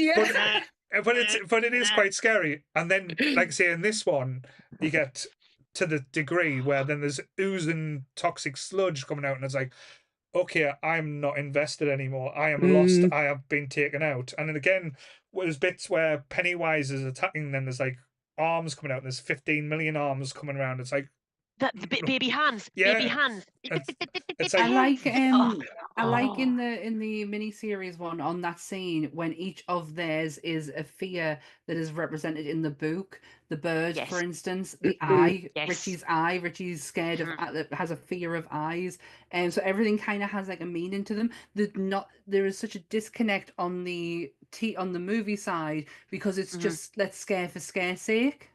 Jump scares. We're not really giving any thought as to why we're scaring them. Whereas in the miniseries, they felt like the thought was in there. Like, I knew the bird, and I knew that Richie had a fear of eyes, and so I kind of got the werewolf. The werewolf, the mummy. The mummy, the creature from the Black Lagoon. The creature from the Black Lagoon. Yeah, it's stuff that scares Dracula. them. Let's just get all the universal monsters in there.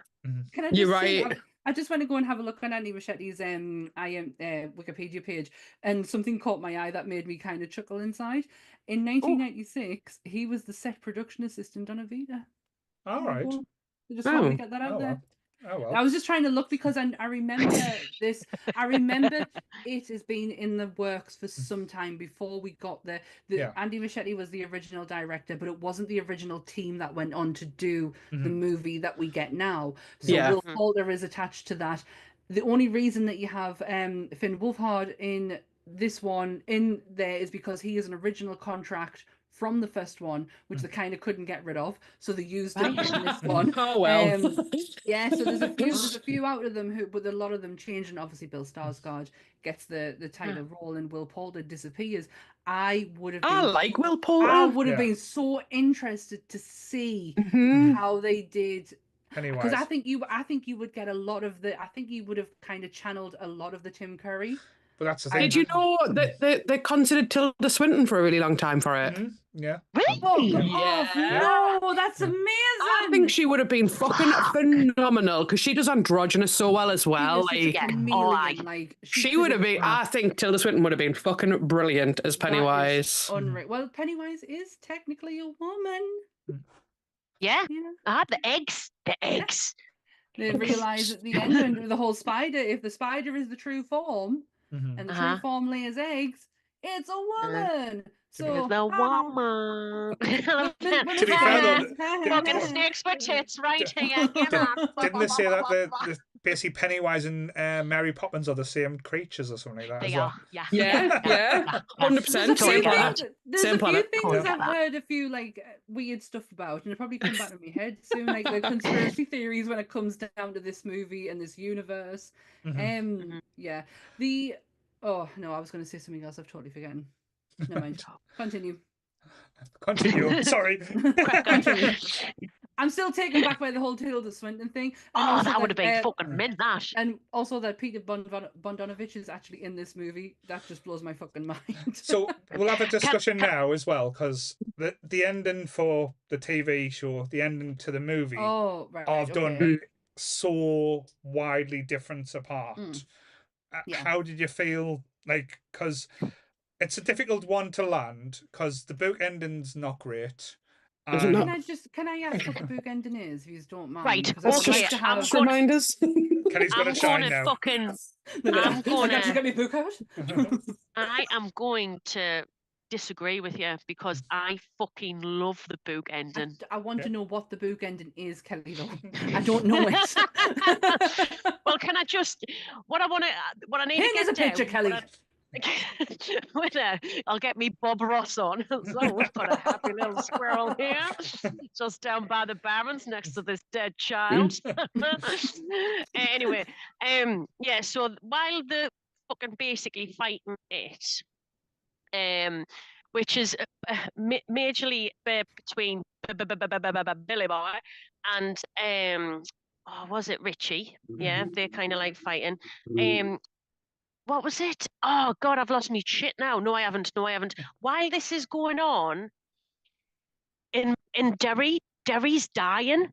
Yeah. And you see like kind of things happen to people. So there's this doctor gone on his fucking walk and he's like, I'm not going to let a little bit of rain stop me from going on my walk. And then this drain cover comes along and decapitates him. And you're like, wow. Nice, yeah. I knew Derry was kind of like going through its own shit. A little bit of rain did kill him in the end. It did, but it was just.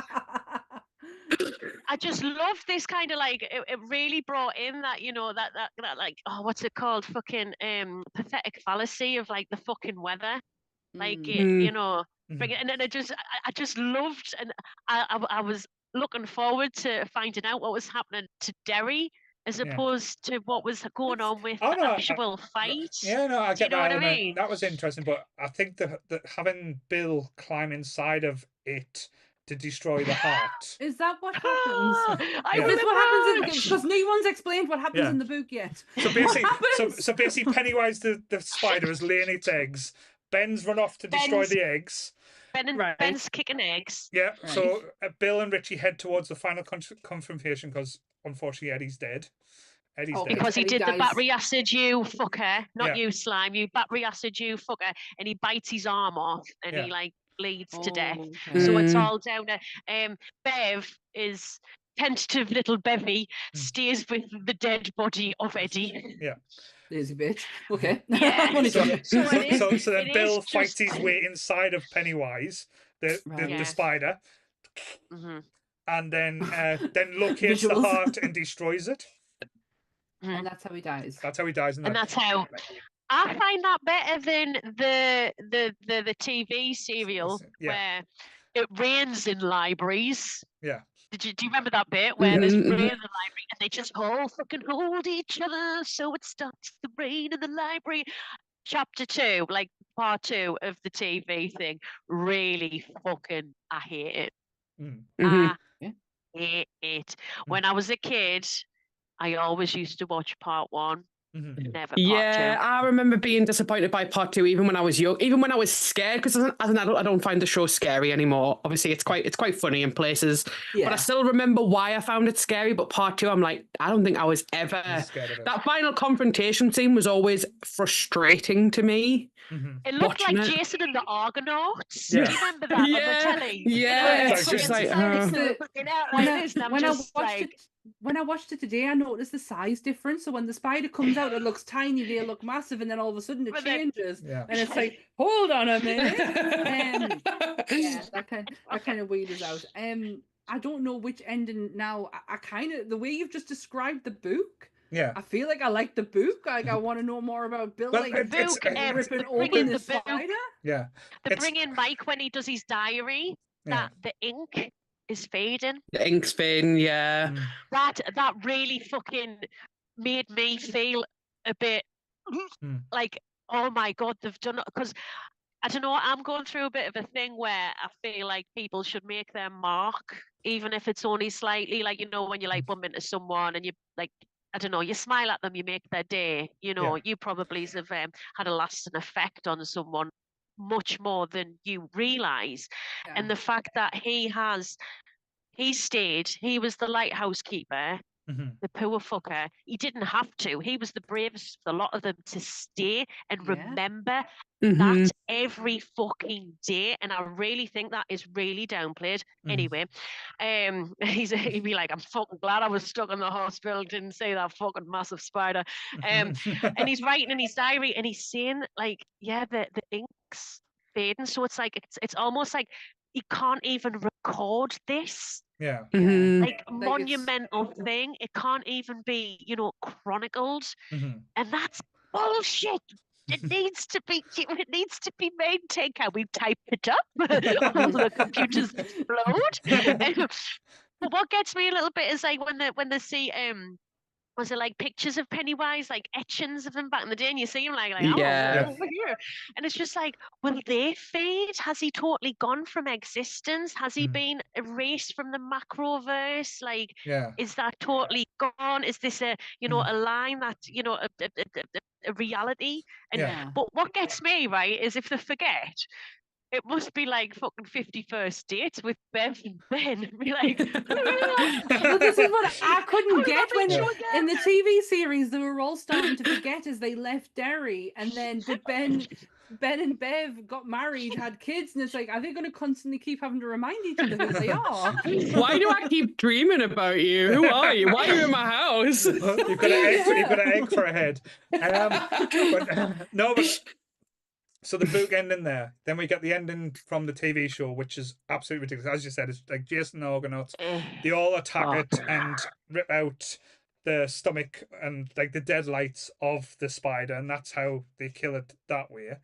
Then in the movie, it goes from one end to the degree to the other where they make Pennywise feel small, and he starts coming in. It's like they take the belief, they take the power, because it's all about belief. But it just felt it's what I put into you.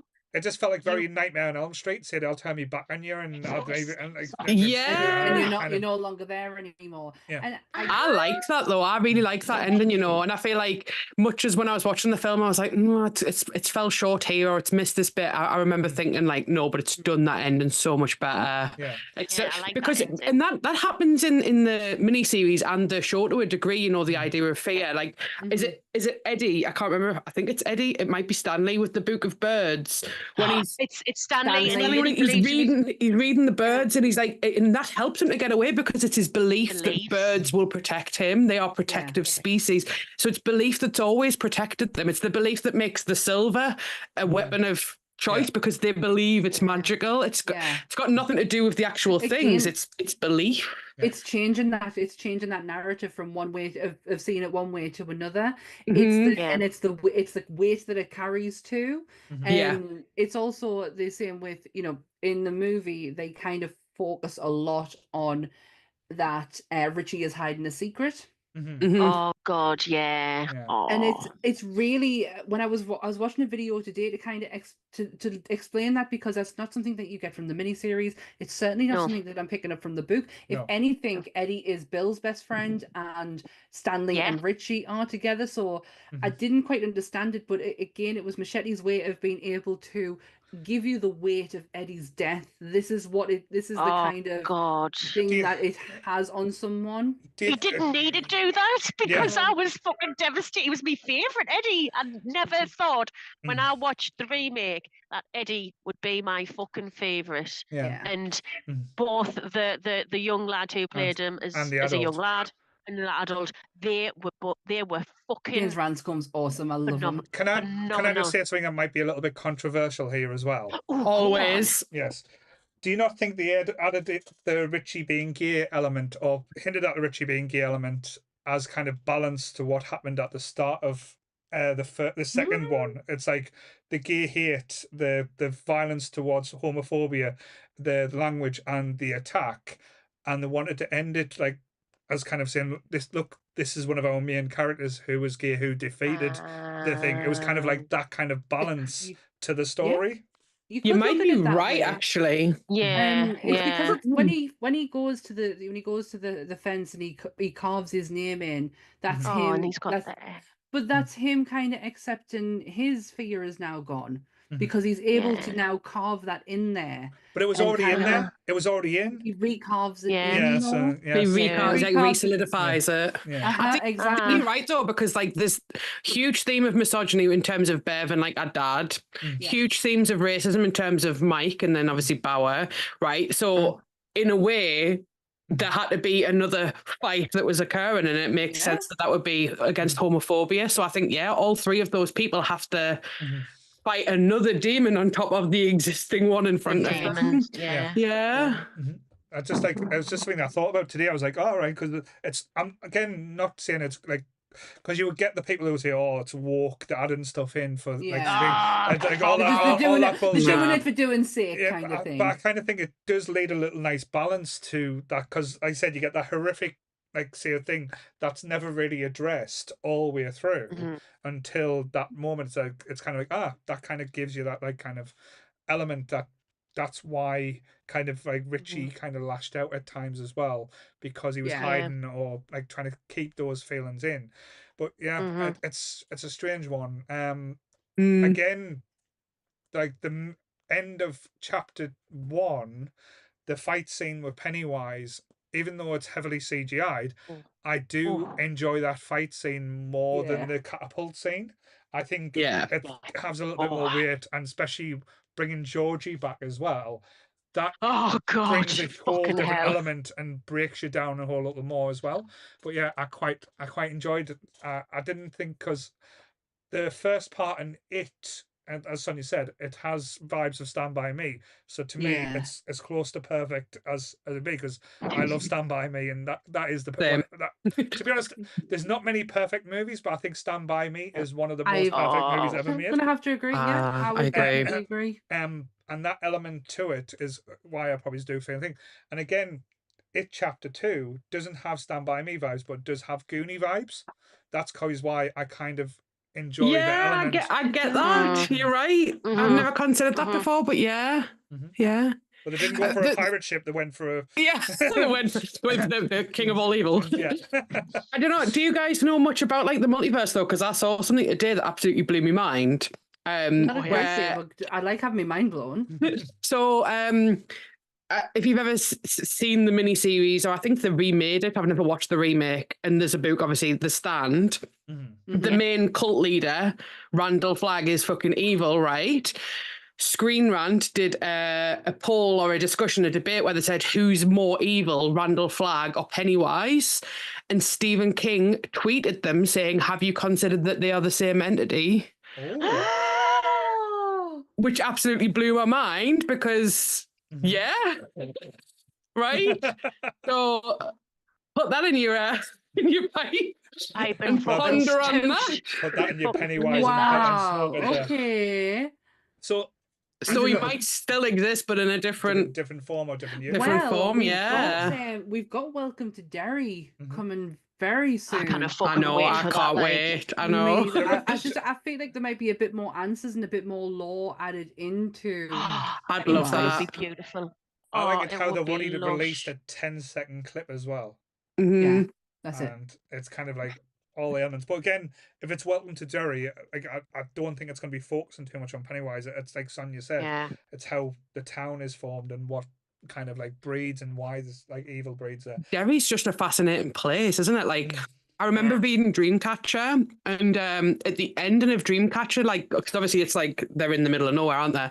But at the end of Dreamcatcher, they're driving into Derry, and it just describes the statue, and it says that on the side of the statue is a graffiti saying "Pennywise lives."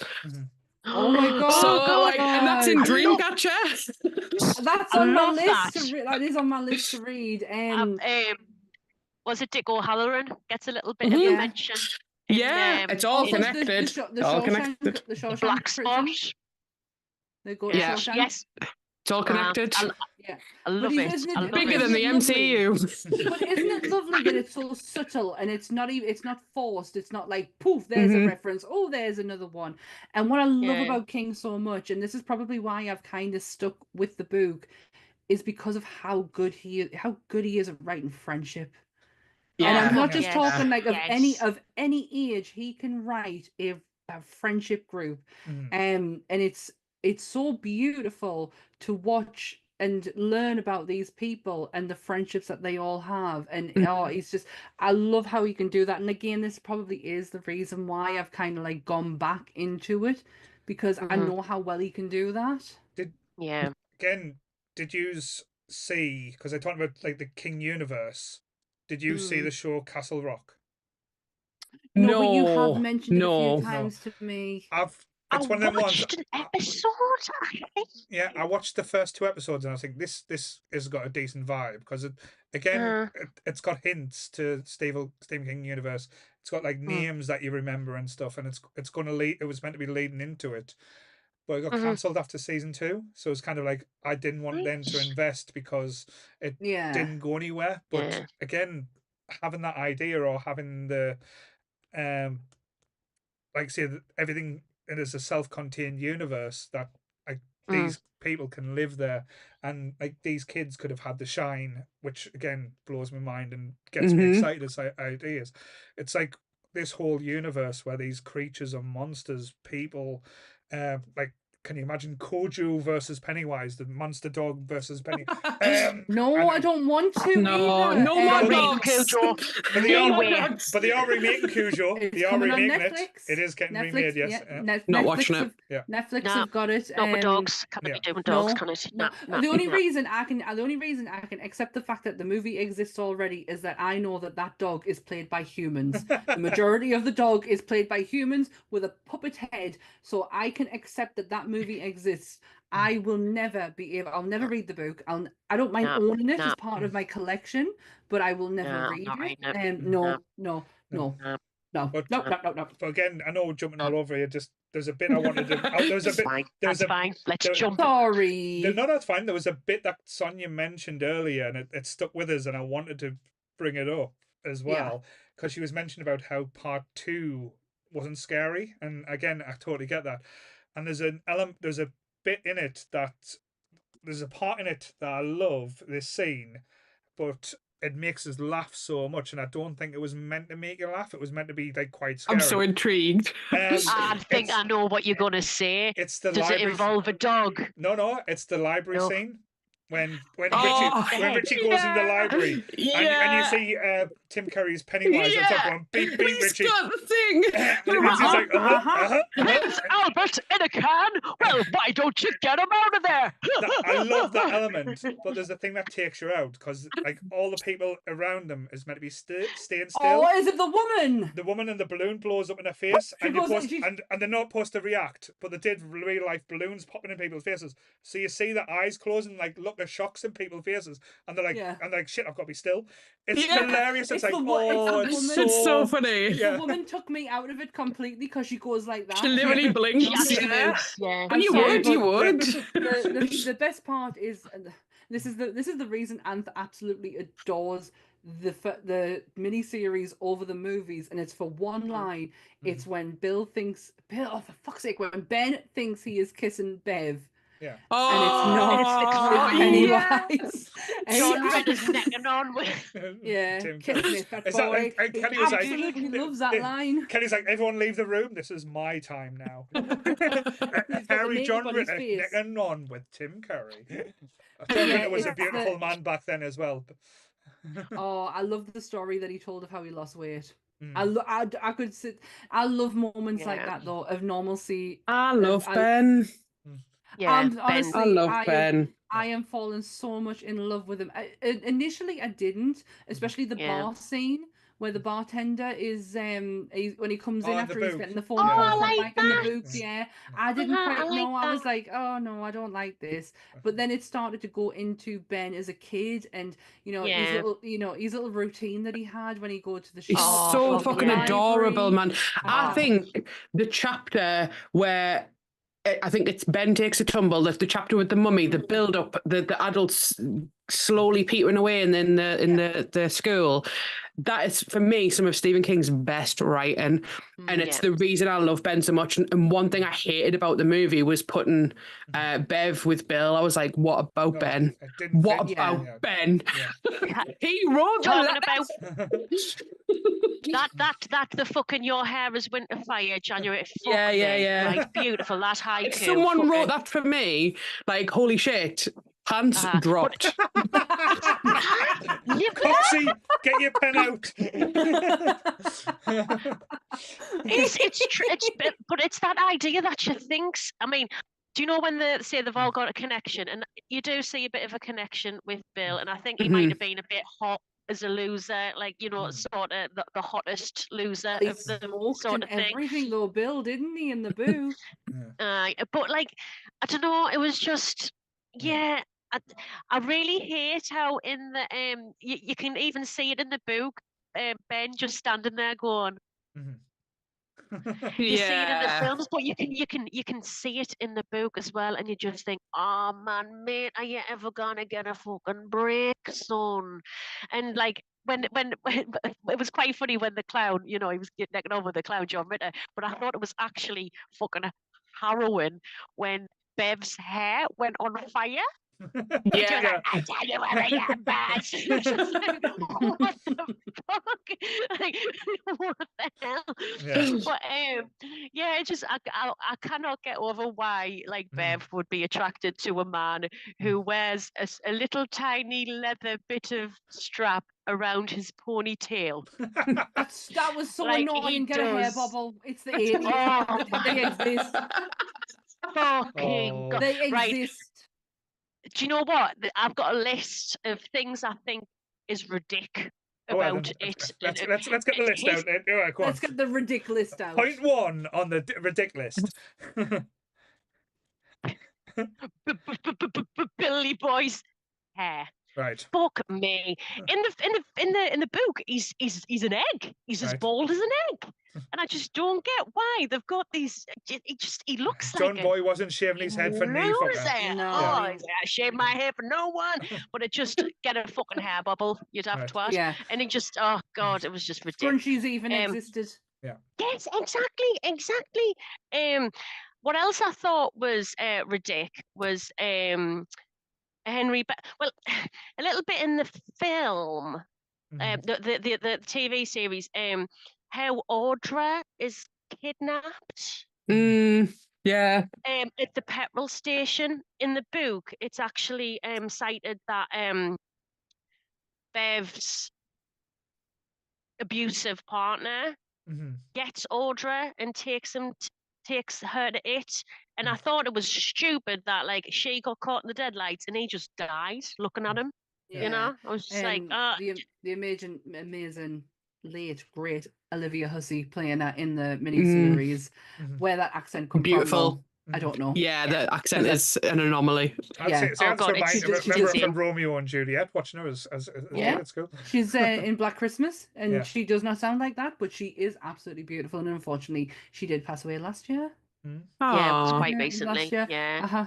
But yeah, that was ridiculous. That petrol person being it, and it was just like, God, fucking hell, how has he got all this? But it just didn't lie right with me.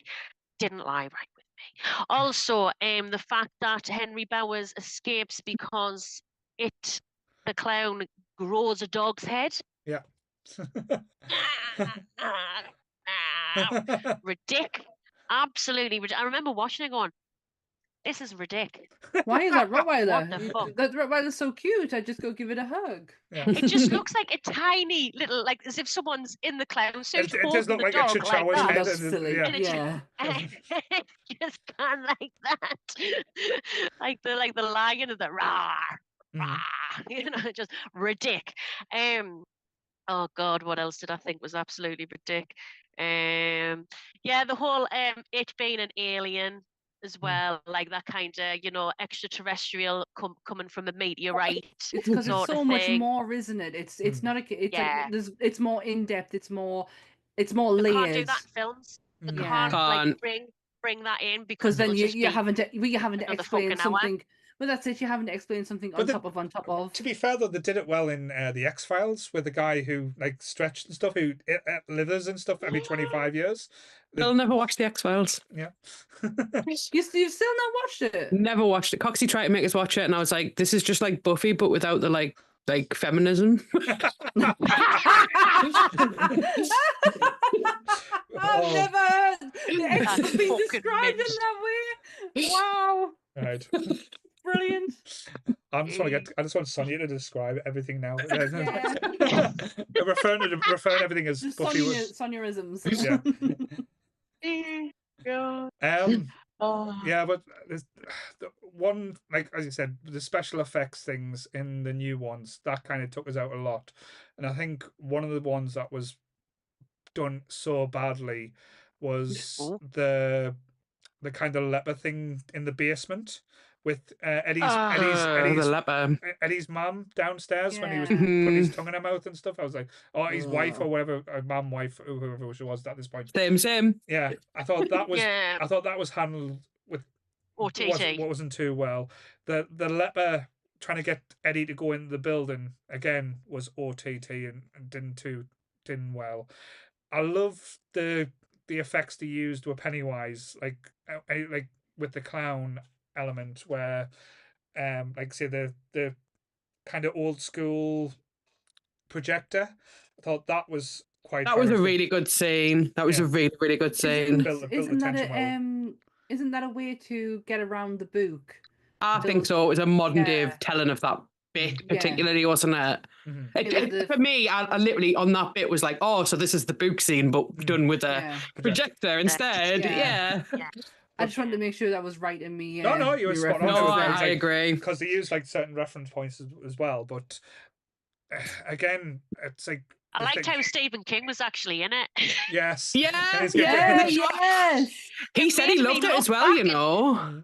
It made me look back to see if he was, because he's well known for having cameos in his stuff. Like he's the fucking priest in the ones he likes. Yeah, and he's in the gotta be ones that he likes. Andy Machette's in it as well. He's in the first one. He's in the pharmacy, just walking around. He's doing Hitchcock though. He's like being out, like just I'll just mingle around and then I'll disappear. Yeah, Stephen King does the full Stan Lee, doesn't he? Like he's like, if I'm in it, I'm fucking in it.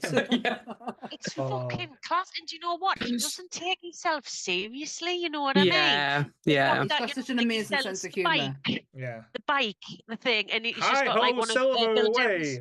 Also, he's like, I'll sign it. No. Isn't the bike like have its own character as well? Like, doesn't the bike? The bike's massive. Such a significance in the book, and I am getting that feeling like from where I am, like this bike is like so much bigger than Bill, and like I've read the chapter of Bill escaping the devil, and and then gets a bit downplayed in the movie in the miniseries. I don't know how you would show it in the movie or the miniseries. Yeah, in a way you're probably right. They sort of do the end of the miniseries. Yeah, the miniseries, you see fucking sister, Tim Reid. I'll always say that when I think of him. And the playing in the playground. Oh and my God, that sequence. Annoying. It's all right. It's annoying. It's all right. Did you see what Bill So did out of though? nowhere. Yeah. Where Bill kind of like punched the air when like he did like a He's like, little wow, look at him go over that seesaw. He done no. He didn't do no hands. He done no feet. He didn't pedal. Yeah, that's amazing. Do you know what? They are younger than us. Yeah. Doing that scene, right? No. And I'm like, am I fucking that embarrassing? Am I that school mom? Huxley's like, Mum, I'll just go in, and I'm like, am I as bad as the Toro of the It miniseries? Because that is peak. Kelly, do you want an honest answer? But it is just peak embarrassment. Do you know what I mean? Yeah. Whereas in the film, like when he's fucking navigating it himself. Kelly, you know fine well you're getting a bike. You are doing that scene. You are remaking that scene. You know that you are. She's going to do it on stage in the next stand-up performance. I'm going to reenact this scene from it. Everyone's going to think it's going to be like a killer clown bit or a scary bit. And she's like, it's going to be Bill and Mike riding a bike. Bill and Mike riding do you know what? bike. Yet again, it was one of those scenes that made us want to peel off my skin and eat it. They were trying to be fucking cool and like, and you were like, oh, you're just hipping down with the kids. Sad as fuck. It's cringy. Yeah. And then going down the hill with Audra because it brings Audra back, doesn't it? Yeah. That's the part that made us feel like it was a bigger power. Because, like, in a way, it's like him having one last bike ride before he leaves Derry behind, right? But at the same time, it's also like what brings her back is him saying goodbye to the past, allows her to step into the future with him, and it's done through the bike as the sort of the kind of character itself. Yeah, he gets in the book. He gets a fucking stiffy. I remember reading it and going, "What's that really appropriate?" He talks about, he had an erection when he was going down the bike. It happens. The bumps, the vibrations. Imagine if they did the leper scene. The way that the leper who was chasing Eddie. Imagine if they did that in the miniseries or the movie. No. I seen about. I'll give you a fucking blowy for a 5 pence or something. Exactly. I'm going to offer like that in a few days. I'm just proving points that I have read part of this book now. But yeah. So as Sammy rightly said, we are getting the Welcome to Derry. Yeah. Again.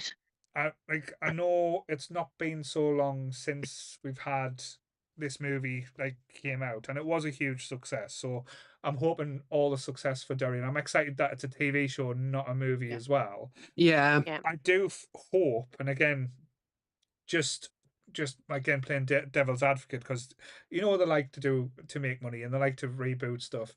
If we if Welcome to Derry does well, I hope we do get leading into another storytelling of it, where it's not a movie or it's not like a TV special. Like say again, just a few episodes just to tell the story and do it the way the kind of a little bit more like the book. I think that could be an interesting take, and it could be to take from. Yeah, I think the events that happen. Oh, go on. The events that happen in Derry. I mean, like what we were saying earlier, the clown is. Do you know what? We should be favouring the people as opposed to the clown. You don't know what it's like. What came first, the chicken or the egg? Yeah. Sometimes I think the people of Derry created the clown, maybe a magnet for the because there's a bit where I know. Isn't that good? Magnetism. Isn't that harrowing?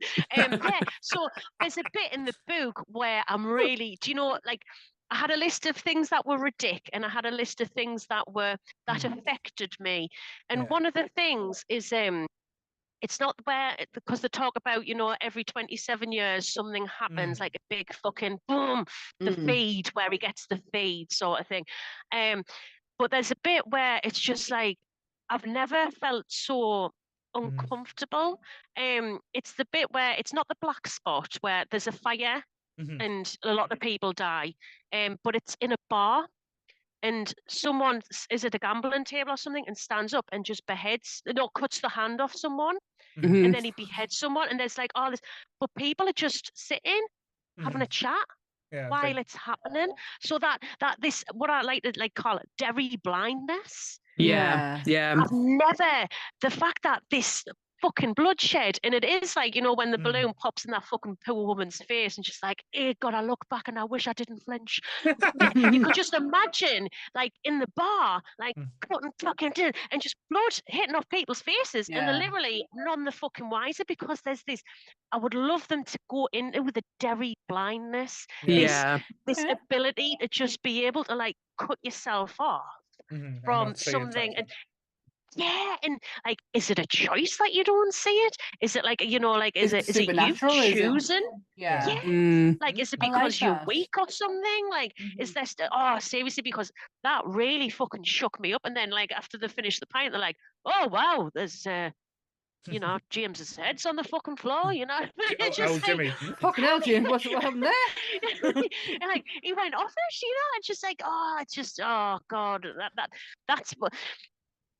What interests me more is, and what like really captivated me more, was the death of Derry, not the death of the clown, the death of the place, because the place was the fuck up. That was the problem. Like, I was more horrified in the book by the people and the things they did or pretended to ignore than I was the clown. 100%.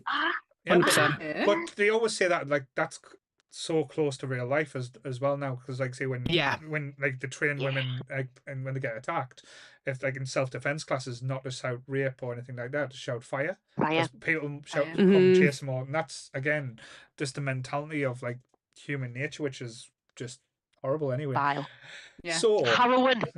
So this is a bit of a different one, because we've kind of like talked about 3 different entities all at once, and I think we've done well. We did well to do 3. So I'm going to do 3. I'm going to ask you to do 3 harrowing ratings out of 5. Oh my gosh, the harrowing rating. The harrowing ratings. Harrowing bone marrow. So we'll start with the book. So Kelly, because you're the one that finished the book, you get the first out of the harrowing rating out of 5. What would you rate the book out of 5? 5. Top end of the 5 scale. It is. There's some bits of that fucking book that when I read it with my hands and my eyes, I had to stop. But some of it, like being read to you, it's like, shit, where's my phone? I need to turn it off, and I gotta find it in time. Whereas when you're reading it, you can stop. Whereas with the listening of it, it was a bit more sort of like, you know, another way of like almost like another interpretation. I'm so glad I listened to it again, because things have hit me differently. Yet again, what I said about The Shining and Doctor Sleep, when you have kids or kids in your life, you know, you're affected more by the things with kids. And I read it as a, you know, single woman. I read it and then thinking about how would I react if one of my children died, if I had a Georgie situation, you know what I mean? You've got that kind of the harrowing factor of the book. If you just kind of put the child orgy to one side a little bit, it's just a big 5. It's epic. I fucking love it. What about you, Sonia? What are you going to give it out of harrowing 5, the book? 5. Yeah, 100%. This and American Psycho are the only 2 books I've had to put down. American Psycho for very different reasons. But I can understand that. But the same premise, in that like it takes a lot to make me uncomfortable, and there are multiple scenes. I've just looked at the side of my book. I know it's like invisible. I don't know if you can even see. You can't. You sort of kind of see that gap there. Yeah. That's where it got waterlogged. Oh, is that my wet fingers from being in the bath? That is the scene with the dog. So that's the. Oh my God! Can you just tilt the cover, Sonia? Just the cover. So let's tell the joke. That's my original collection. Starts with them ones, and I've got a different one for it, and I don't like it. So that's the spot where Sonia's moist fingers fingered the That book. was the spot where I was like, I need to rethink my life, because I cannot read this shit. Like, but Kelly's right. Like, I think Stephen King's not afraid to kill kids. Like, that's what this boils down to. He just is not afraid to kill kids. Like, kids are. They are immortal in movies, in shows. Like, they can go through the hardest, toughest shit and they will not die. And Stephen King's like, you know what? No. They can, and they will. And they should. And I think that makes this, to me, super harrowing. Like, it starts harrowing, it doesn't get any less harrowing, and then not just are they contending with it. And then the reason I love the title so much is because it is many things. It is the town. It is the people in the town. It is these horrendous things that still exist today. Misogyny, racism, homophobia. It is everywhere we look. And the book just captures that in a way that I've never sort of recreated since. And yes, American Psycho is disgusting, but that to me is it's a unique depiction of a man who's unwell, you know? And very good, and a picture of like a time of the 80s that was very much of its time. But although American Psycho does have a scene where a kid gets killed, and that made me really uncomfortable. Kid deaths. So Sammy, what, like, you're not finished the book yet, so up to the point you are, what you're rating the harrowing murder?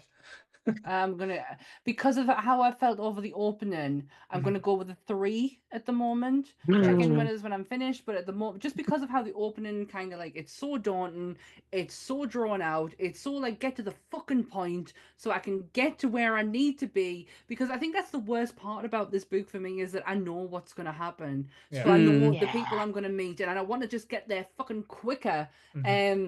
So now you need the initiation first, man. Do you know what? It's like that conversation with you over Stanley's wife, and I was like, God damn it, Kelly. So I had to go back and read it. So 3 at the moment. Right. So I would give it a 4, because as you said, I thought, again, from reading it as a kid, I glossed over a lot of stuff. Rereading it now, like I said, the start was hard for me to kind of get past, and I think for a book it should kind of grasp you and keep hold of you, and that's like the initial bit. If I wasn't doing the episode of the podcast, I probably wouldn't have read on. And I enjoyed the middle, and I remember the end I enjoyed as a kid, but the start kind of, I think if it did it a little bit differently, again, I'm not telling Stephen King how to write books, or I think I know better than Stephen King. It just, I would have preferred to start a bit more to grip us and think I need to keep going. This was like, I need to, instead of like, this felt like I'm going to power through rather than it's I need to think. But that, again, that's just a slight slant. So going now back to Kelly, what were you rating the TV special? TV special of the Halloween meter. Yes. Right. Okay. The only saving grace is the first part for me. So I'll give it. Can I give it halves? No. 2.5. That's a point of contention. We don't like halves, do we? Well, I don't mind them, but Jake was the one who had a fuss over it. Yeah. No, I'd say 3 because, to be honest, Pennywise, the Tim Curry's portrayal of Pennywise the Clown, despite the fact that it just part 2 is just so fucking shit. The bit where Eddie like kind of tells everyone, I'm a virgin. And it's just like, is that to make sure that you're definitely not talking about that sexy child orgy thing? You know what I mean? Because he lives with his mother, and hasn't married. Do you know what I mean? And I was just like, that's got nothing. Like I don't. And his demise, it's like the spider picks it up and flings him. Yeah. And I'm like, oh God, you die from that? You know what I mean? But then we need to bear in mind that this wasn't classed as a horror, it was a drama series. It's a fantasy, yeah. So, because when I was trying to find it on my fucking dodgy box, right, it wasn't coming up in the horror genre, it was a TV drama. I was like, fucking TV drama? And then I was like, do you know what? There's no like. I rented mine for £3.50. I paid for this fucker. There was no like kind of like scary gore. It was the unknown was left to our like imagination and stuff. So in comparison to the other film, like in regards to like, you know, kind of graphicness, it wasn't that bad, but it didn't have to be. So to be honest, it had more of an impact. I thought, I would say 3, purely because of Tim Curry and also the harrowing nature of Bill Denborough's ponytail. You can't unsee that shit. That is like trauma. peak 90s trauma. You know what I mean? Just like, ugh. Yeah. So, And well, it's good and for a drama, and the fact I don't know, it just Tim Curry made it, and yeah. all hail Tim Curry. He's fucking he is classically trained, and he's fucking mint. He made a great Sorry, clown. Binks has just grabbed something he shouldn't. 2 minutes. Oh, God.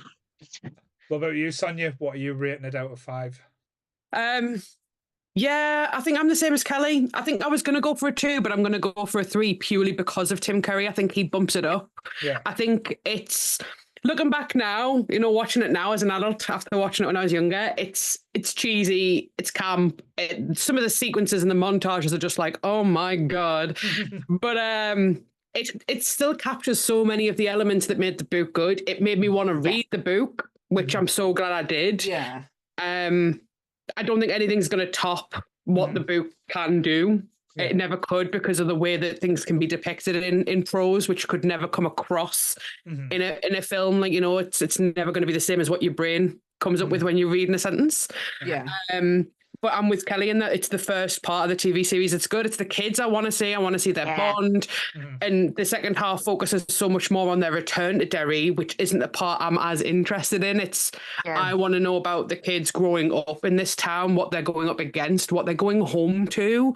You know, they're going to school, they're being bullied, they're going home, they've got parents who are absent or who are bullied. They're living in this town that's a shithole, and that, you know, there's something fucking wild going on. We don't know what it is. And it's depicted quite well. I feel like some of the adult actors in it aren't great. The kid actors are brilliant. The adult actors, some of them are fantastic. Some of them are like, oh my God. So yeah, I think if I could give it a half, I'd probably go 2.5, but I'm going to give it a 3 because Tim Curry really is fucking phenomenal. Like, he's brilliant. He's Pennywise. The way he talks with his mouth, like, it's just amazing. And that opening sequence when he's in the drain, and like you said, that bit when in the library as well, just like he's being stupid, he's being funny, but it's still terrifying because he's just so obscure. He's just he does odd so well. So yeah, it's a 3 for the TV. Sammy, for me. For the TV, probably about a 3 as well. But I am kind of. I don't know if this is going to come across well. I am actually more interested in the adults. Oh, yeah. Yeah. Oh, you weirdo. But I'm more interested in the effect of what their we know what their childhood, like, we get to see their childhood and what they experience. I want to know how they have actually adapted that into their adult life. So I'm kind of interested in that side. However, the version I watched today didn't have a gap as to say this is when part 2 starts, so I just watched it as an entirety, so I can't. It's just when Bill comes up in the taxi. It's when Bill goes there in the taxi. That's the beginning.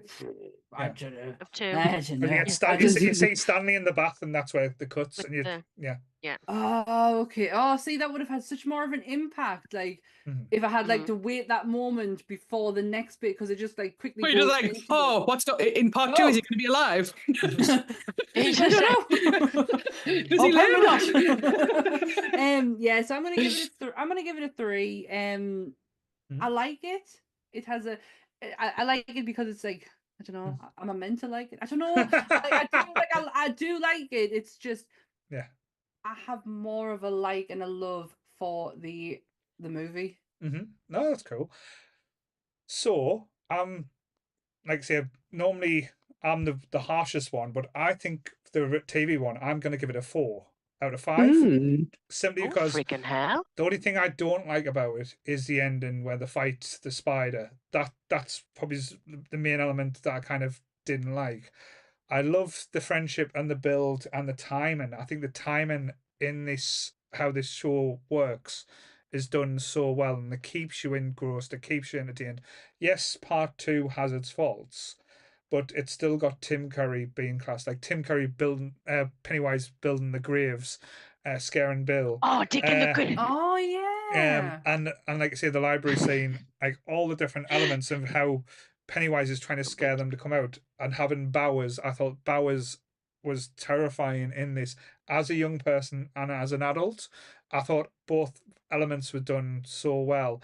And as I said, I've always got a soft spot for John Ritter. So John Ritter, John Ritter love can't John do anything, Ritter. and I would just basically watch John Ritter do. Well, I can't watch him anymore, unfortunately. Rest in peace. So, rest in peace. Like, May he rest in peace. and I even fucking loved 8 Simple Rules. yeah, Who I didn't? loved that Yeah. show. Yeah. Fucking Even the mint. Buffy episode where he's the robot. yeah. Oh, Ted? Ted? I've Ted? seen that. So I was like, I've seen that one, but yeah, I understand that reference. but yeah, and I just thought the bond of the kids were just so much better done, and like the kids, I know it's have a more of a likability factor. I'm not saying that you didn't I like think the new. Jonathan Brandis needs a shout as well because Yeah. he was fucking mint in that, and it was really unfortunate what became of him.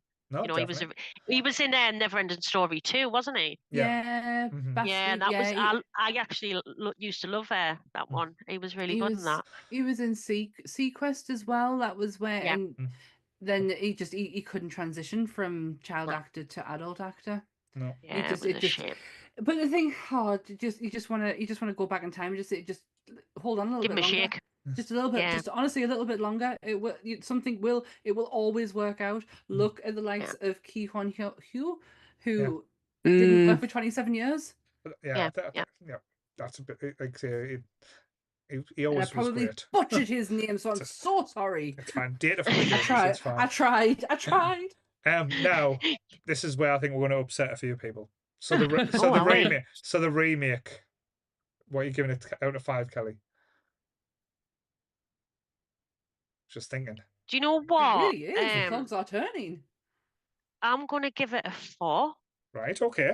I actually, do you know what? I kind of rate my heroin meter of like, can I watch it? There was one part that I had to fast forward, and it was the part of the girl under the bleachers. I couldn't watch it. Yeah. I couldn't watch it. That's uncomfortable. Yeah. Oh my fucking God! Like even thinking about it now, my eyes are pricking. Just and it was the first time that I realised that Adrian Mellon gave her the toy.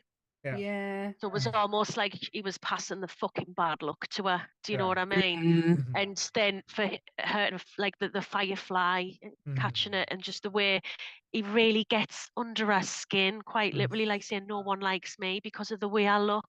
Yeah. And it just It's really when she fucking expects it to be blown off. It's that look of when she's waiting for it to be blown off, and it doesn't happen.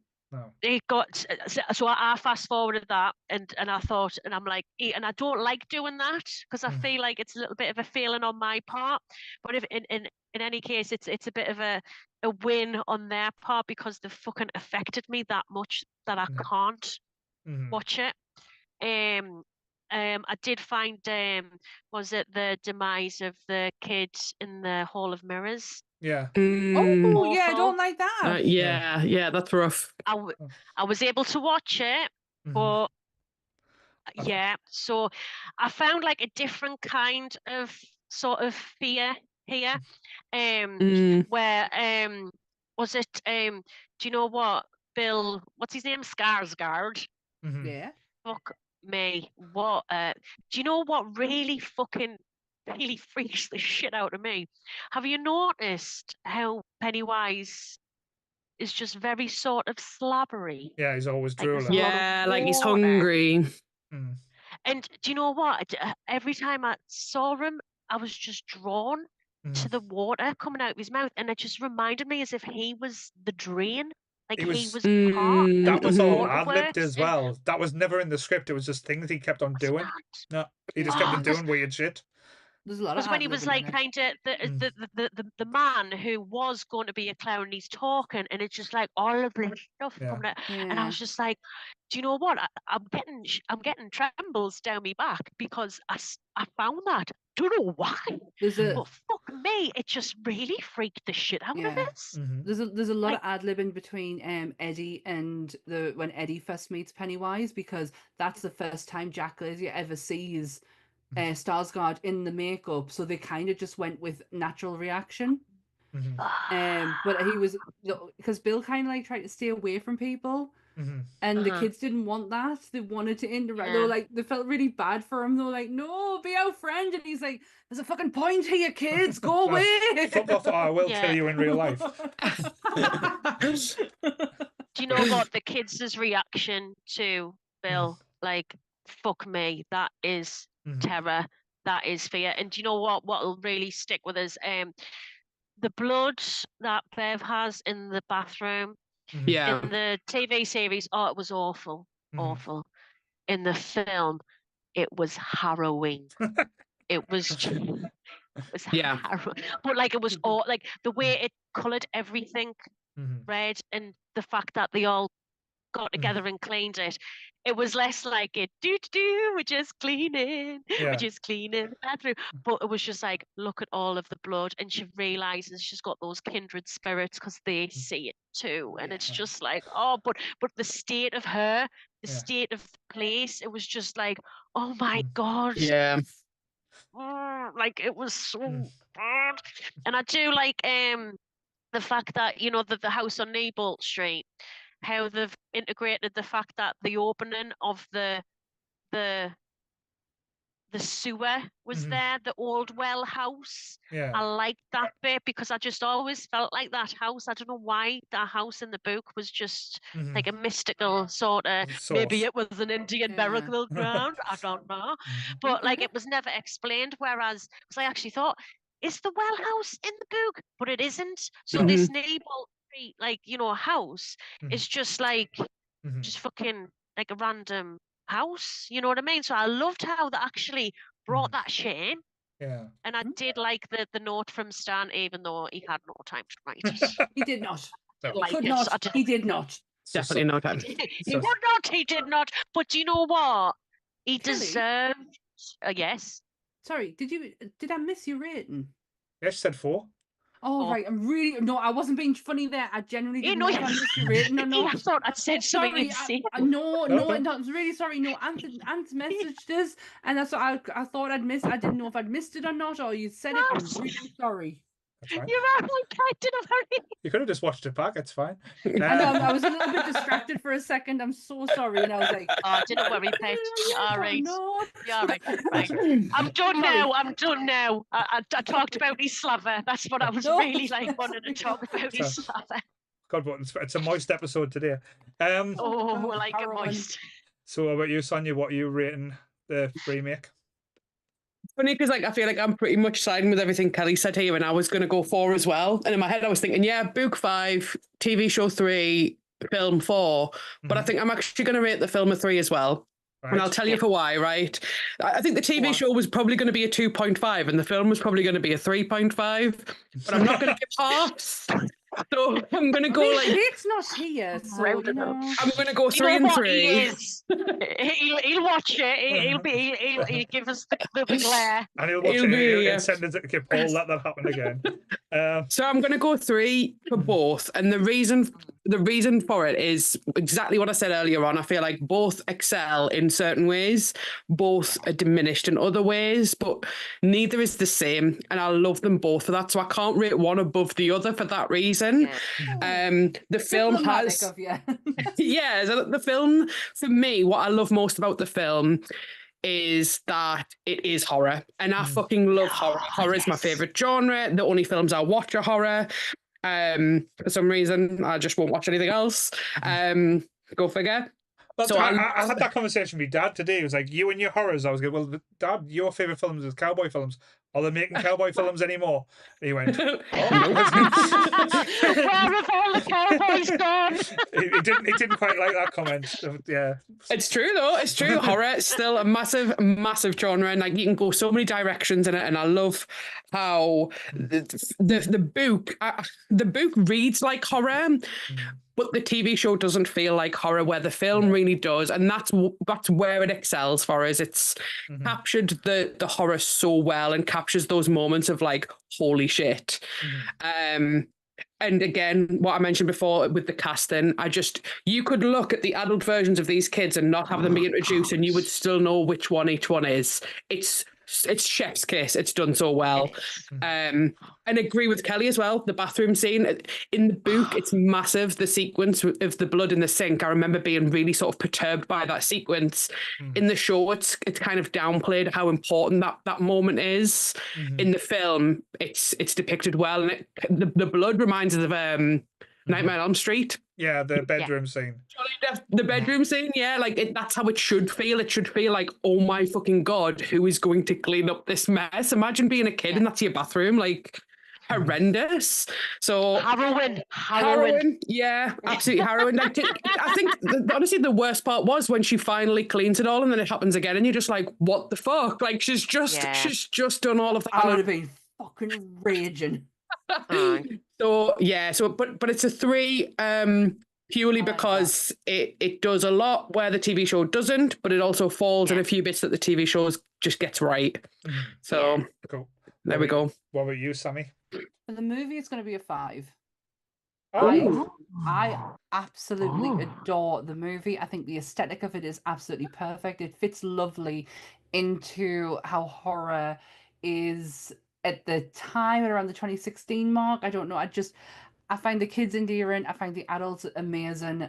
I've watched this so many times recently. Like I said to Paul earlier, I've watched it back to front because I watched the second part, then I went and watched the first part. Don't know why, don't ask me why. And then today I've gone and watched the second part, just the second part, because I absolutely love when the adults come into it.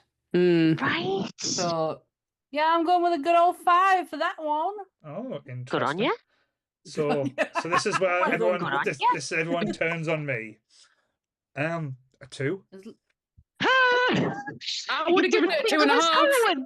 I would have given it a 2.5. Simply because when this first came out, I loved the first part. I thought part 1 was great. As I said, it's very much got Goonie vibes. I was like, oh, this is great. I loved it. Watching it and reading the book was probably the biggest mistake I've ever made for this movie, because I thought the timing was so far off. It brought in the Georgie scene right at the start, and it kind of hit the level up here.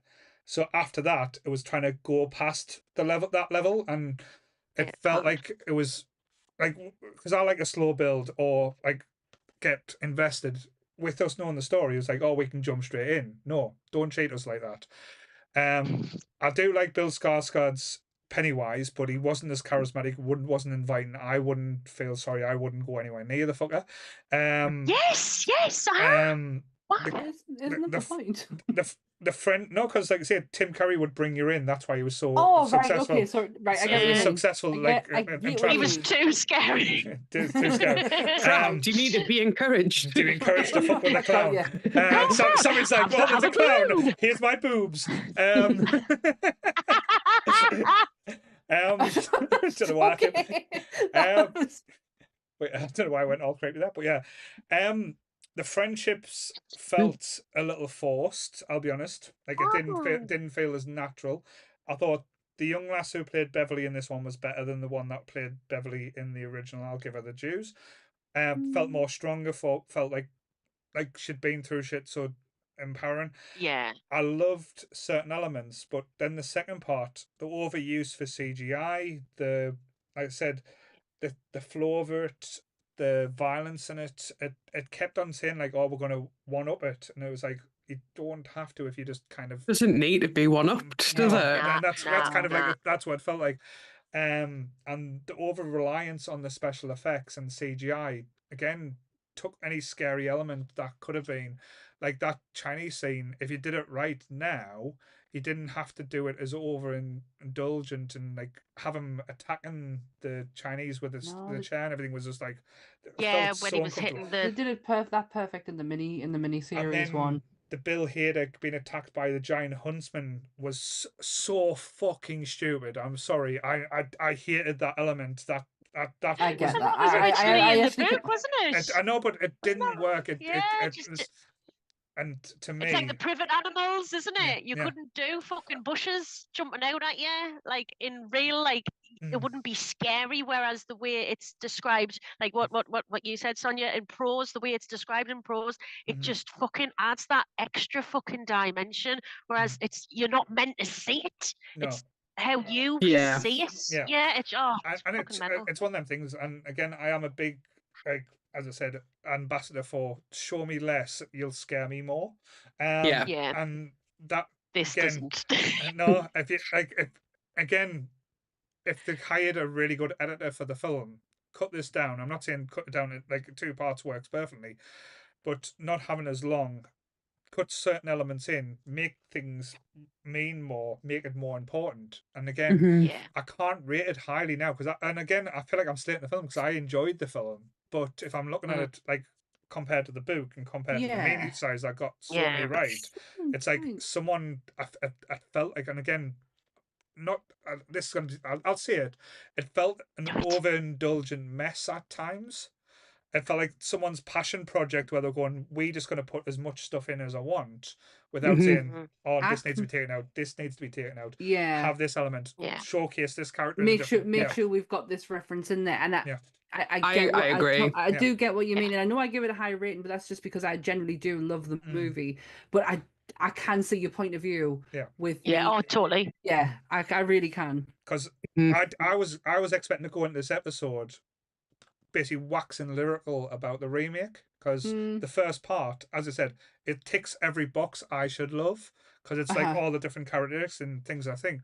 But when you watch it back now, there's elements in the original that still scare me today. There's when I watched it Yeah. back, there was only bits that made us feel uncomfortable was the scene with Bevy and her father. That was just horrible. The scene with Beva and her husband was less impactful. Not saying domestic violence should ever be less of it. It was horrible, but it was less Mhm. impactful than the TV series. I know it shouldn't be compared, but Yeah.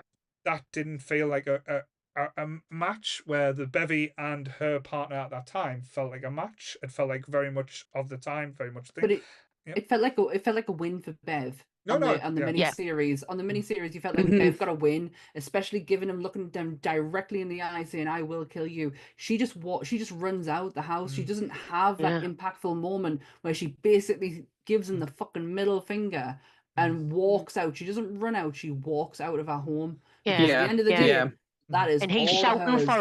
Yeah. Uh-huh. Yeah. Yeah. That's And- all hers. That's not his. Yeah, and I'm all for retelling of a story because, like I say, I don't think anything should never be not remade. I think everyone just has the right to tell their own story.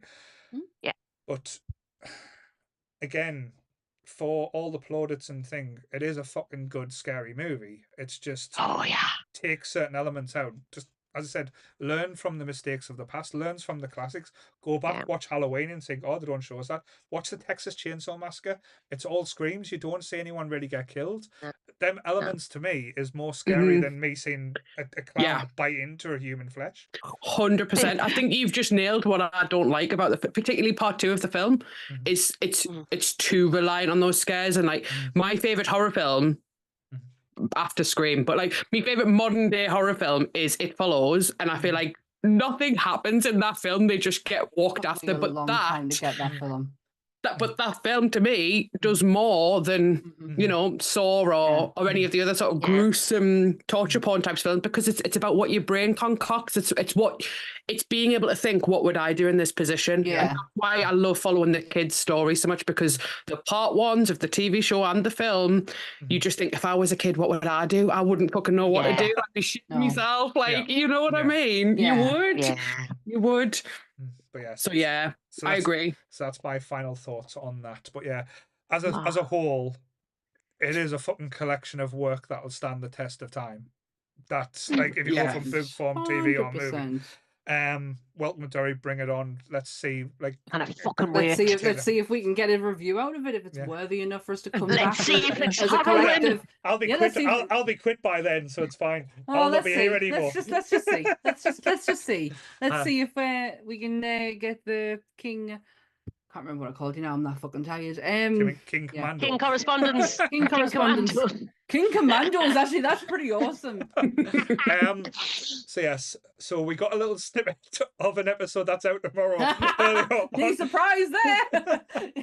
So what's happening I tomorrow? haven't watched Sammy? that in years. Oh, Fucking Such a love good the film. family. Yeah. I love the family. Such a good film. Yeah, tomorrow night. Each we don't do Tomorrow. nights anymore. Tomorrow morning, sorry. 8 a.m. 8 a.m. sharp. the faculty for Monsters Up North will be available for your viewing pleasure. Yes. And It's very the blue. audio. It's beautiful. I love the fact that you had the blue, but then like the purple on the. It just looks so good. You all saw it. If you saw it, you didn't. Oh, Come I'm and watch such a tomorrow. dickhead. I panicked so much there. I think that's so funny. A brilliant way to start the episode.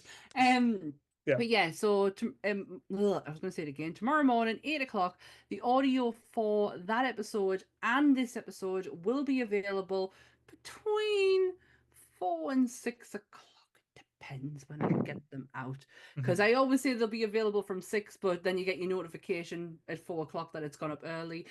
It's just me and how I can get them out. If you are on YouTube, please remember to like, share, and subscribe, and hit the notification bell so you don't miss an episode. Cool.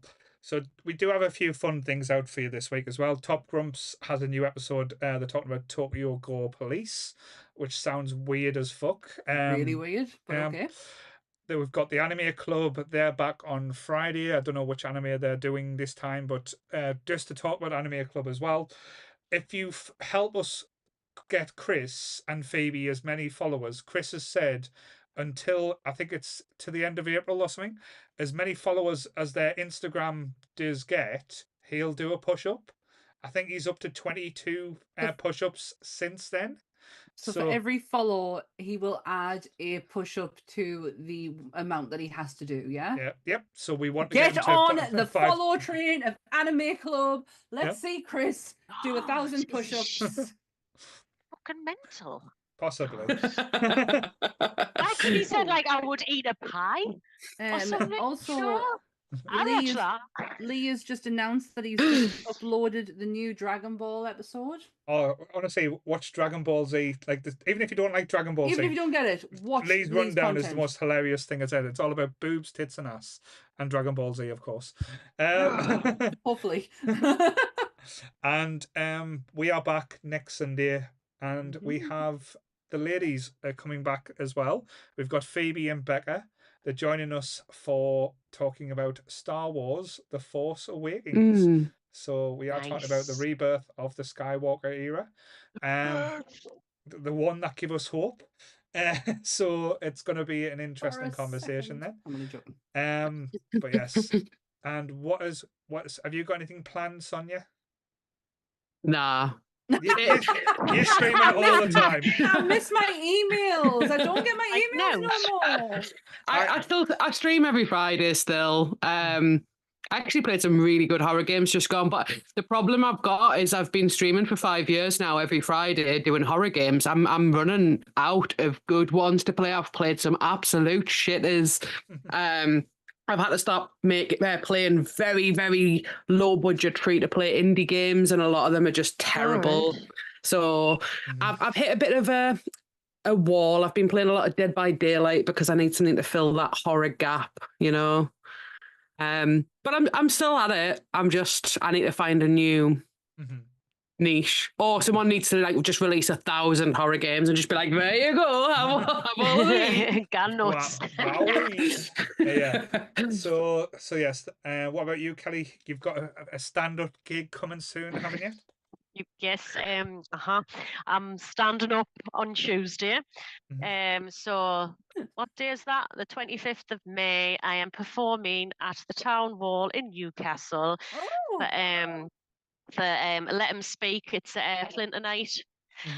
So yeah, I'm planning on wearing me new jumper that I made, and I'm going to do a little bit of a 5-10 minute stint about crafts and knitting. Very and nice. if it can be knitted, should it? It's going to be a vagina, isn't it? Why did I feel like I'm going to be a vagina? So that's coming up. I wonder why, Kelly. Do you know what? I've only mentioned fannies once, and that was me fanny being the lift from The Shining. Oh, come on! Wow. Yeah. Me fanny being the lift from The Shining. When are you doing Spaceballs? Oh, well, so there is going to be a new comedy night in Sunderland at Space Bar, and that is going to be Friday, the 30th of May, and this bitch be on it. See, that's a bit 5 minutes. closer. I've got 5 minutes. We can get. I've got 5 minutes. 5 minutes. We can do a lot in 5 minutes, I'll tell you. Oh, I can. Do you know what? I'm going to impress in these 5 minutes. They'll give us 5 minutes, and they'll be like, "No, we give this bitch show. This bitch gets a show." I've heard Lee does 4 things in 5 minutes. Just saying. It's written on toilet doors. So it must be true. Yes. So yeah, as I said, keep an eye on the community. Join us on our Discord. Join us on the Facebook group. And it looks like the Facebook page is becoming a little bit less restricted. So hopefully you can see a few more things that we're doing. Get us out there, get seen. Please like and share us. We do, like I say, enjoy what we're doing. We have a lot of fun. And the main thing is though, I hate everyone, but yeah, that's You couldn't do it, could you? Couldn't do it. Fuck everyone. But yeah, like I said, we've got something for everyone. We've got comedy stuff, we've got horror stuff, we've got wrestling stuff, we've got sci-fi, we've got women of nerd culture. Like I say, We've got Marvel shit. There's We've a got Marvel anime episode shit coming out this week. Yeah, this week. Oh god, more work for us. All of the nerdins. All the nerds. Yes, and I am backed up with stuff for the website as well, so I will be getting that sorted out in the next 2 days. So we've got reviews, articles, short stories, lots of things to be updated and come in your eyes so you can see and enjoy. Oh God! I'm gonna wear glasses. I'll wear my visor. But yes. Anything anyone else wants to add? No, that's it. Am I right? Didn't want no else coming in my eyes. Just remember, you all float down here. Sorry. Float. We all float. But yeah, same bat time, same bat channel. Ready, everyone. Bye. Bye. Bye. Bye. Bye.